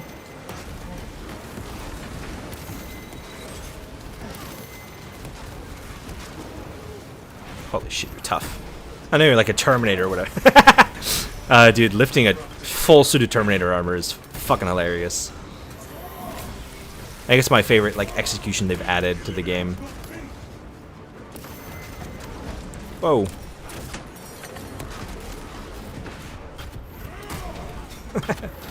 Punk. Rip that head off. Oh yeah. Fuck you, traitors. Come on. Ooh, yeah. Hell yeah. Ooh. Eat it. You get it? We're dropping some MMA on this on these fucking bitches. Die! Throwing nothing but straight hands. Get out of my fucking game, losers. Dweebs with your magic. Oh yeah, fuck you. Fuck you. Straight hands. Give him hands! Roll Tide! Oh yeah. That's how it's done. Whoa, whoa, whoa, whoa, whoa, whoa. Die. That's not you dying. This is you dying! Straight up! Ah, dude. The executions are always so goddamn... the fucking... the gut check. Hell yeah. Fuck that guy and that guy specifically.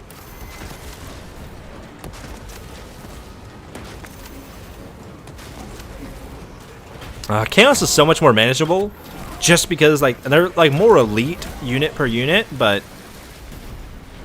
the overall number of them is lower. So it's a lot easier to deal with. Until I run out of Melta ammo, which is going to happen here in about 5 shots.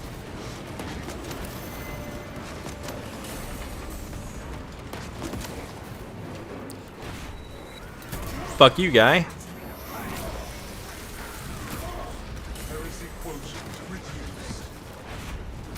Oh yeah. Eat shit. You eat shit, but specifically bullet shit. Whoa. Whoa. Ow.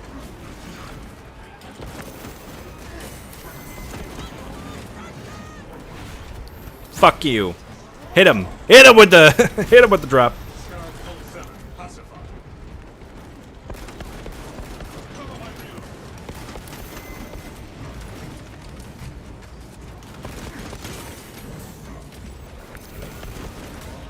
Ow, fuck you. How fucking dare you?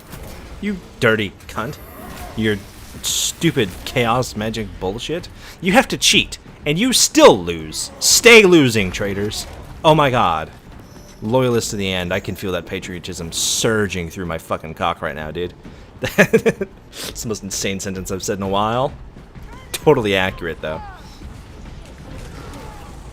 Oh, hell yeah. I need ammo. I need to buy a fuckload of ammo. Stay sharp and Can I request things to be bought? continues.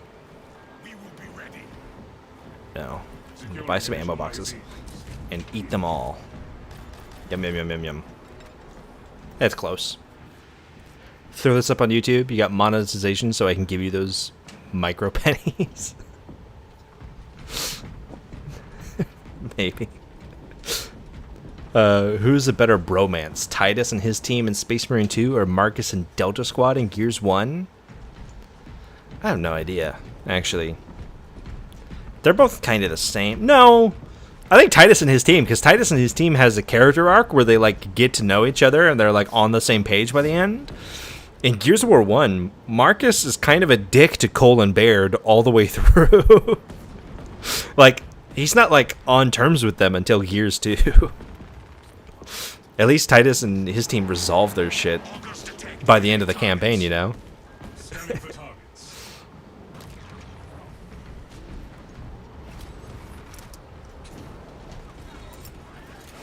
Okay.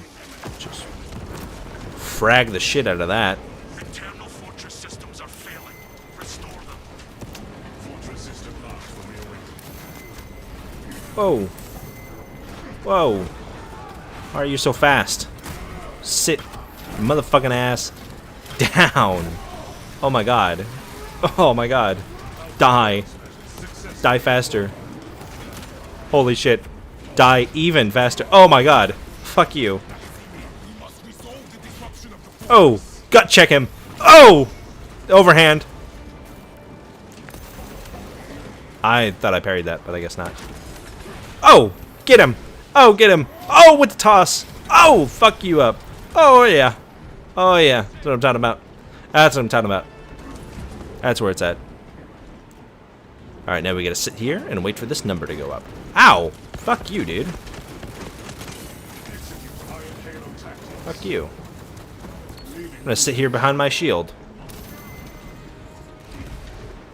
Fuck you. What are you gonna do about it? There's a dude shooting you in the face. Why are you still targeting me? Please, kill that guy. Kill that guy. Squish his balls. Twist his dick. Grab his dick and twist it. Nice. System Gamma. Throw that bitch! Throw him! Or rip his head off. That works too. Rip it off!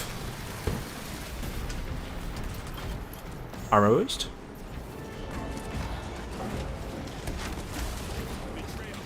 Kill it. Oh my god. Where'd you come from? Fuck you. Fuck you. Fuck you and your Terminator armor. Your Terminator ain't got shit on my raw erection, dude. It literally does not compare, no matter how hard you think it does. Hold on, we gotta go restore the system. Dude, I hate... Why are you so tanky? You're literally a regular dude, just floating on a shield. Okay. Mission success. Your actions restored the system. Get him. Dude, will the bot just not execute people? It's nice that they won't, like, steal executions, but, like, just finish them off. Corrupted power armor rendered inert.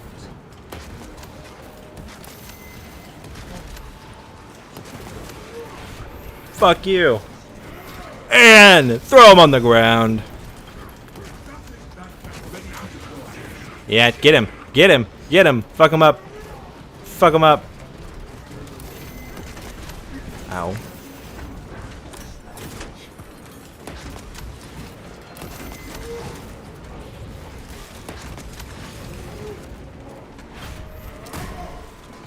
Fuck you. You stupid blue something.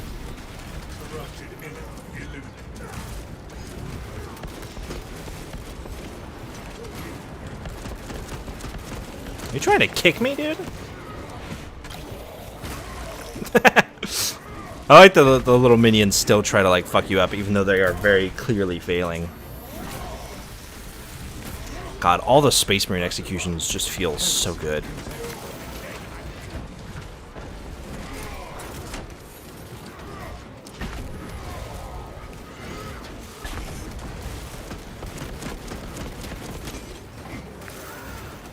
Oh, fuck you.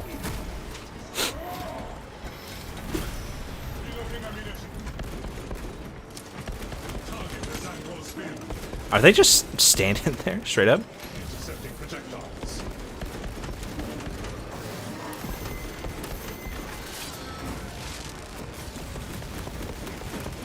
Fuck you, dude. How dare you exist in my general sphere of influence? Corrupted enemy extinguished. Get him. Twist his dick. I'm completely out of ammo now. Fuck. Fuck you! Throw hands! Throw hands! I'm out of ammo, but not out of options. Yeah, yeah. Yeah, yeah, that's what I'm talking about. This is testosterone right here, buddy. This is it. Additional ammunition. Ammo. Can I buy anything else? Get some, like, grenades. Thank you. A minor victory, but a victory. Some more ammo, because I know I'll need it. Shot grenade. Prepare for wave 13.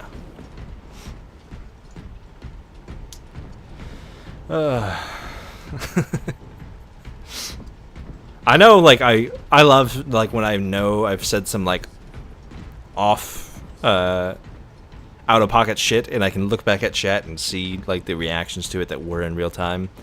But, like, after the fact, it's like seeing a crime scene, you know? Of the three, what would you say is scarier? Wolverine as a Black Templar. Jean Grey as a Sister of Silence, or Legion as... I don't know who Legion is. I'm not that familiar with the X-Men to know Legion off the top of my head. So basically, Wolverine as a Space Marine with Necrodermis skeleton, or...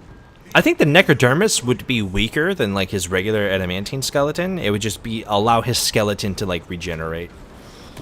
Or Jean Grey as the Sister of Silence. I mean, Jean Grey being, like, the most... Isn't she, like, the most powerful psychic of X-Men? Isn't that, like, why she's, like, so...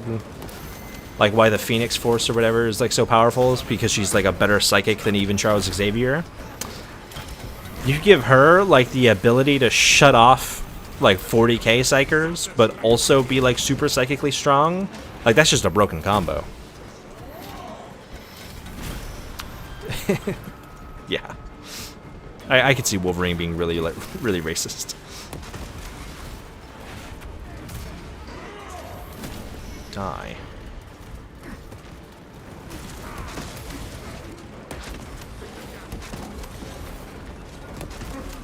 Fuck you. How dare you kick me? Eat hands! Eat my fist.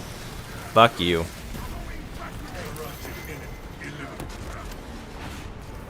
Fuck you. Man. The normal Marines aren't that tough. It's the Terminators that, like, if you get a couple of them stacked up, that really start to put the pressure on. Like that.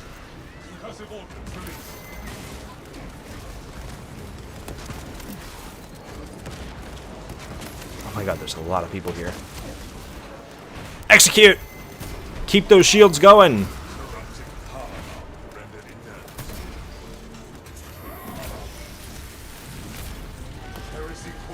Oh! Oh! Oh! Get shit on! Get shit on! Get shit on! I just realized this is also a great way to, like, grind out all, like, the enemy order challenges. Whoa. Whoa. Whoa. That's fucking melt-a-charge did wonders, though. Great job, not Trazen. Bam. I love... Dude, throwing hands with other Marines is just such a cathartic. I love those animations so much. I wish the outline for tagging an enemy, though, was different, because, like, they have a red outline when they're ready to be executed, but that's the same outline that, like, they get when you tag them. So I keep thinking that, like, an enemy I can execute. Oh, what the fuck? Shit, I got pinned. No. I've never seen one of those before. That's like in Gears 5 when you get tackled by a drone and you're like, that's a thing that can happen? Oh my god, there's so many fucking Marines. Holy shit, it's like I'm playing Horus Heresy. Please, sit your ass down. Get off the board. Holy fuck. Go play at somebody else's table. No, I don't want you here. Die. Thank you. Execute! Hit the uppercut! Oh! Into the gut! Oh! Fuck you! Oh my god, there's so many people here waiting for me to rip their faces off. Holy shit. Execute him! Oh, get him with the knee! Oh! And the arms. Chewbacca that motherfucker. And the upper. And the down. Oh! And he's out. Oh, and another. And another. Oh! In the face. Rip that face off. Hell yeah. Who's next? Come here, baby. Come here with the knee. And the arms. Whoa! Oh, get him in the gut and over the head. Fuck you. Fuck you, Chaos. Stay losing. You are not the protagonists of this game. Get the fuck out of here. Oh, fuck you with the uppercut. Oh, oh yeah. Hell yeah. Fuck off. Get out of here. Zangors, go back to another combat patrol. Get the fuck out. Shit, you're fucking... Oh, in the gut. Oh, and down. Oh! Oh, God, it's so fun. I'm having a lot of fun with this. Chaos is so much more fun to fight than Tyranids. Maybe it's just because I've fought so much Tyranids over the course of, like, me playing this game, but Chaos is so much more fun to fight. Oh! And rip it off! Oh! And he's down. Oh, okay. Fuck you. And you know what? Extra fuck you. Knee him in the face! Rip his arms off! And grab his dick and twist it. Twist it good. Oh, just like Salt and Pepper told you. I mean, they said push it, but twist it's close enough. Bop it. Reload before the battle resumes. Analyzing optimal battlefield resupply. Where did I spawn my ammo pack at? Fuck. Ugh, that's the one thing I don't love as much, is like trying to find out where the different checkpoints are, because it spawns whatever gear you buy at that checkpoint and nowhere else. At least you could use it in between waves, so it's not like you have to wait for the 30-second interim to grab it. Health, please. Thank you. I feel like we're barely getting any fucking money on each level.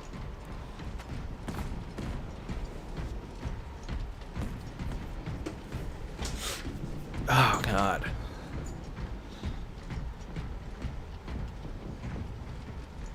Come on, dude. We're about to start. Brothers, your targets have arrived. Oh, it says he's a We will bulwark. split them open. So if you take the Thunder Hammer on Bulwark, you can't have the shield. That's interesting. The last cannons are down. You need to recharge them. Boop, boop, boop, boop, boop, boop. Last cannons online is mission critical. Oh my god, they all spawned in here all at once. Ow. God, it's like you hate me or something. Ow! Ow! God, it's the fast Terminators. It's always the fast ones. It's always the fast ones. Get your ass down, dude. Sit your motherfucking ass down. Get out of my lobby, trash, noob, something, something. What do Call of Duty players say? Probably the N-word a lot. Restoring the last cannons. That's not really my speed, so I'll refrain from delving into that level of Call of Duty rhetoric.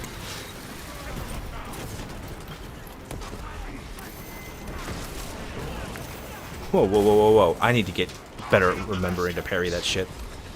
I've been playing Expedition 33 for the last month, and for some reason parries are the thing that's throwing me over in this game. Kill. Fuck you. Murder that bitch. Fuck him up. Rip his face off. Oh yeah, I'm already almost out of ammo. Shit.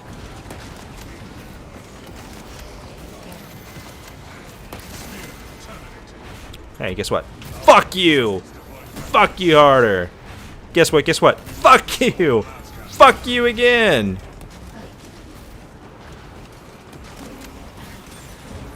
Guess what? Fuck you! And again! Something about using their own weapons to kill them is like extra disrespectful. That's what I love the most about the heavy class. I used to not like it, but since they've added way more execution animations, the fact that like, ow, die please, that like all of his executions are just throwing straight hands, since you don't have a chainsword or something to swap to. Ow, ow, ow, ow, ow, ow, ow. Oh my god, Zangor, I got it! You're part of the Thousand Sons army. Please, just leave me the fuck alone. I want to fight Marines, not Zangors.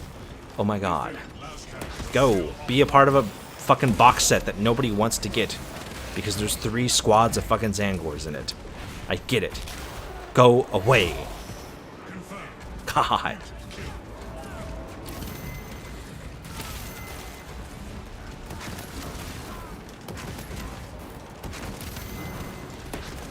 Engaging elite Fuck you.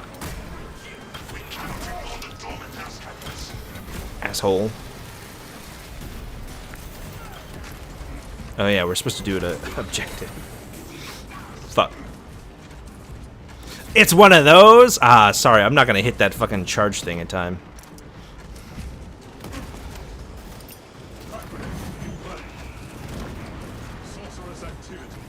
Nice. Damn. Okay, I need to kill a few more of these marching band guys before I can do that. Alright, I think I got a window.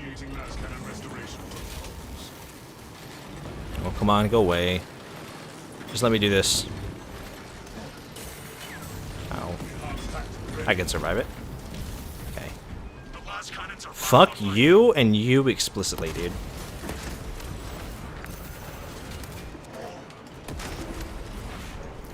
Eat. Shit. Oh my god. This guy.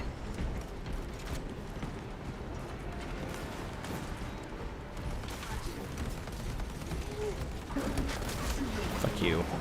Explode his ass. Ammunition restocked. Packing up equipment. Oh, I need healing items, dude.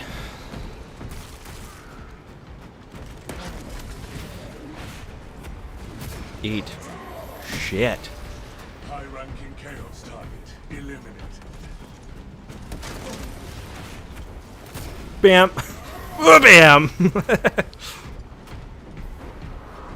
Hell yeah. Okay. You have eliminated those attackers. More are on the way. Fuck.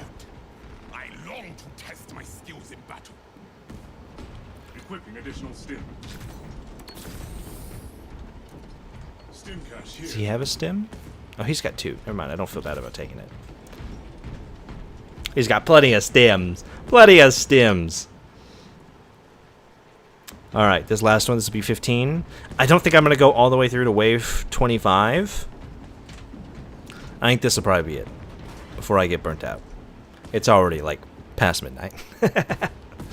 We go over, what, 3 hours so far? Not bad. Hi, dude. You know there's a lot of lonely people on the internet that hate you for no reason. I know, they're gay as shit. I hate them too, but it's kind of just what we've devolved into as a society because we've allowed these people to exist and not, you know, make fun of them and deal with them every time we get a chance to. What is the big chaos enemy? Hellbrute?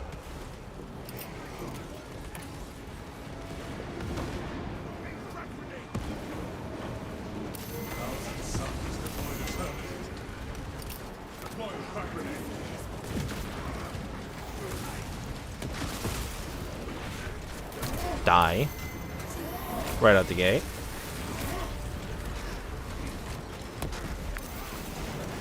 Whoa. I wonder what's the boss enemy? If it's not a Hellbrute. Or is the Hellbrute gonna come like in the middle of the wave?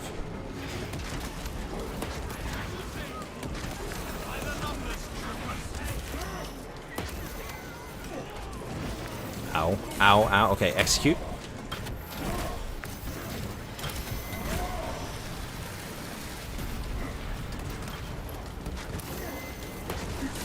Oh my god.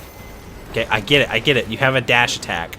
Yep, no, I'm well aware. I've noticed that quite a few times. Throw that bitch on the ground. Oh my god. Oh my god, please, shut up. Oh my god, shut up, shut up, shut up, shut up. Oh my god, yes, I get it, you have rocket launchers. Oh my god, please, no. Shut up. Scanners detect enemy reinforcements. Prepare for a challenging fight. Okay, there it is. Ow. Yeah, Hellbrute. Ow! No, dude, I didn't mean you to, like, 1v1 me. 2 Hellbrutes! Oh! 3 Hellbrutes! Oh, okay. Ow! Ow! Oh my god. Oh my god. Oh my god. Oh my god. Fight the most serious threat, and the rest will follow Pick up the ammo, please. Pick up the goddamn ammo. Please. Oh my god.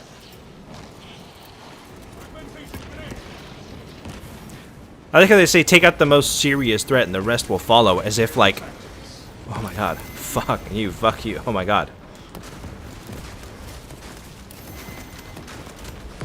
As if like somehow killing the Hellbrutes will immediately kill all the other enemies that we're also dealing with. Oh my god, oh my god, oh my god, oh my god, I don't have enough ammo to kill all 3 Hellbrutes. Dude, that's gay. That's so gay. That's so dumb and gay. Oh my god, you're so gay. You suck so many cocks. Fuck you.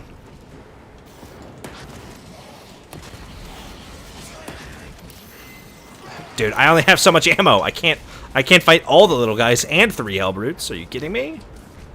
Can the bot pick him up, please? Because I can't. I don't think I have that ability. I'm gonna run out of Melta ammo. Shit.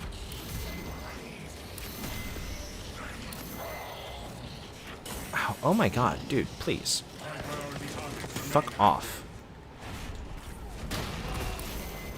Fuck you. Oh, he's got a mortal wound. That's not good. I got 6 shots left. I don't even think... Oh my god, there's still a fuckload of Marines, too.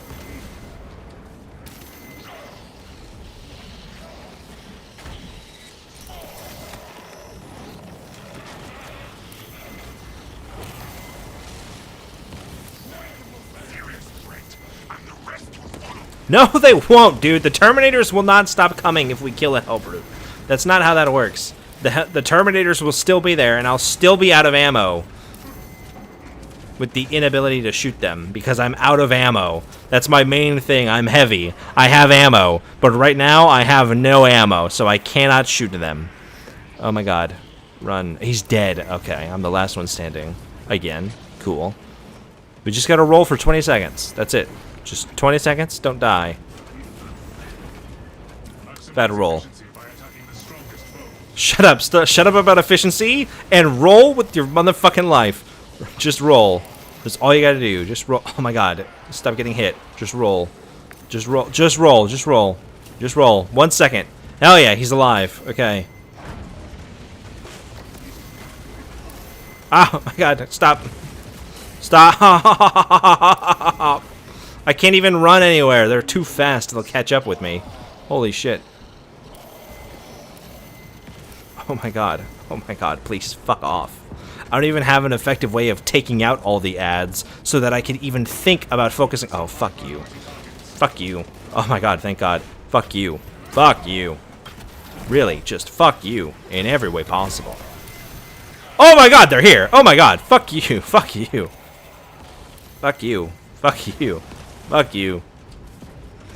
Oh, fuck you. Fuck you. You can't come around for the ambush.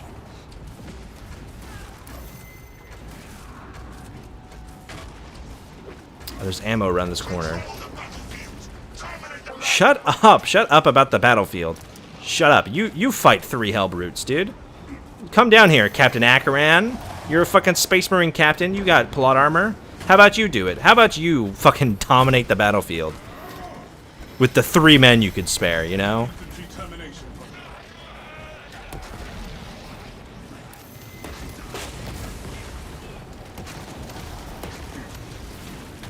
Whoa, whoa, whoa, whoa, whoa, whoa, whoa. It's like 3 Hellbrutes or something. Holy shit. Oh my god. Please. Oh! I can't go down! Not like this!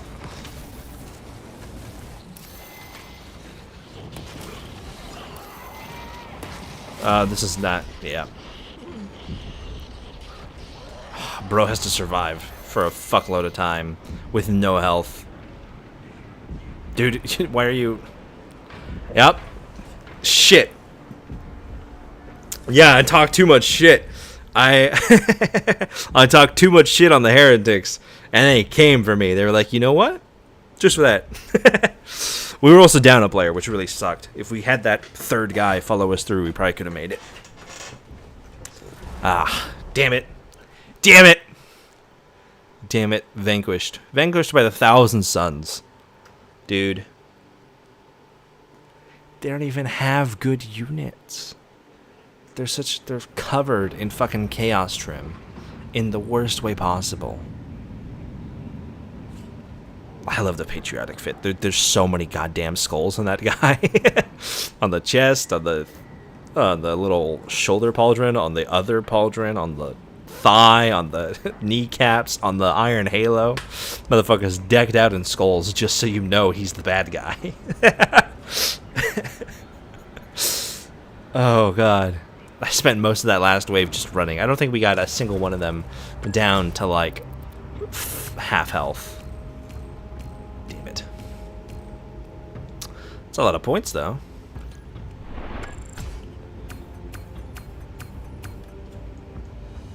Hell yeah. Character progress. I got a red bolt pistol. Nice. Ooh.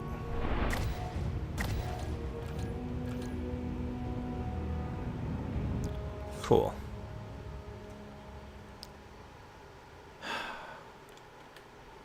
No. We leave the squad. I'm fine with that. Are we gonna take forever to load now? Even though I'm just going to the hub. Okay, there we go.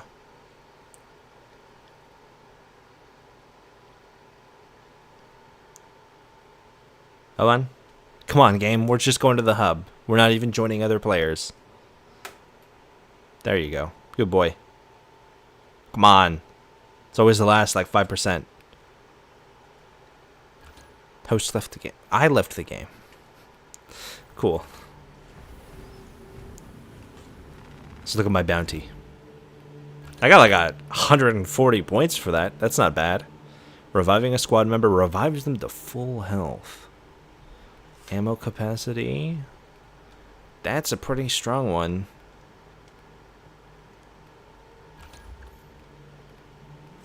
I didn't get the armor. No, I wanted the drip. The drip is the only reason I play this game. What do I need to do? Achieve one mission. Oh, so you can't unlock armor from doing horde mode? That's gay. So I have to grind out the fucking strike missions to get horde, to get armor pieces? That's lame. That's pretty lame. That's who got the skin? The regular bolt pistol? Oh, this one. Hell yeah. It is cool looking.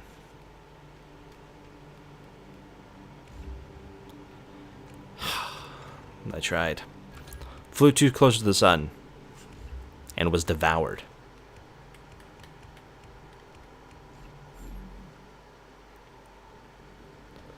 Let's look at the data vault.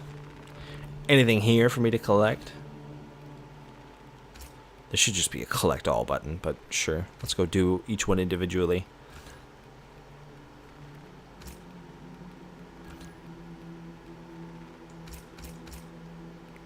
Nice.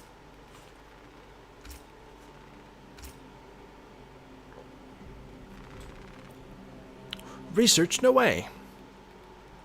I don't think it matters. I can get 2 of them. Who that is? Varelius. I don't know who that is. And the chaplain. Leandros. The chaplain armor is sick as fuck. I gotta paint my Terminator chaplain. I need to paint all my Marines, honestly.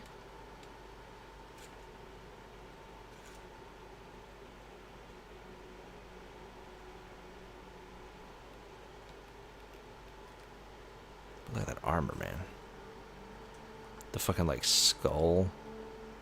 By the way, the bones and shit on chaplains. Whenever you see, like, bones on Space Marine armor, more often than not, it's real bone.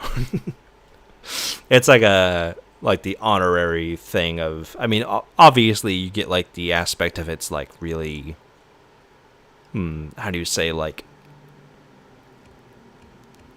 what the fuck is the word I'm thinking that I need to think of that I can't right now?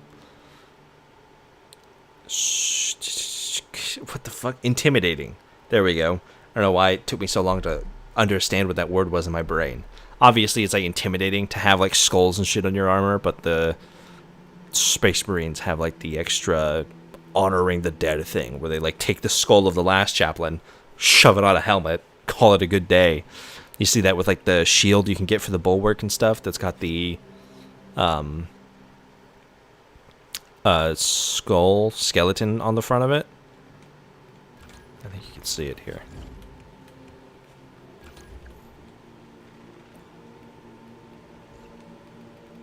There, yes, this one. You can get the shield that's got the skeleton on it, and it's like that's a dead Space Marine who's been, you know, honored in some way and shoved onto the front of a shield so they can continue to serve the God Emperor or whatever the fuck. Some of these shields are cool as hell, I gotta say. I could just equip the Dark Angels one? Hell yeah. But I'll get into that later on my own time. Booyah. Well, thank you to everybody who's tuned in. This was actually an incredibly fun stream. I had a good time with this. I could feel my voice starting to go after I was yelling at Chaos Marines and whatever the fuck Andy Pants Gaming is doing. Talking about Expedition 33 in the worst way possible. I will be back next Saturday, 9 p.m. Central Time, CST, 7 p.m. Pacific, 10 p.m. Eastern, something like that, I think. That's about it. Thank you, everybody, who's tuned in, left stuff in chat. Thank you to everybody watching this later on the VOD, or whatever the fuck. See you next weekend, 9 p.m. CST. Always. Stay cool. Have fun. Be awesome. And that's about it. I don't know why I always feel like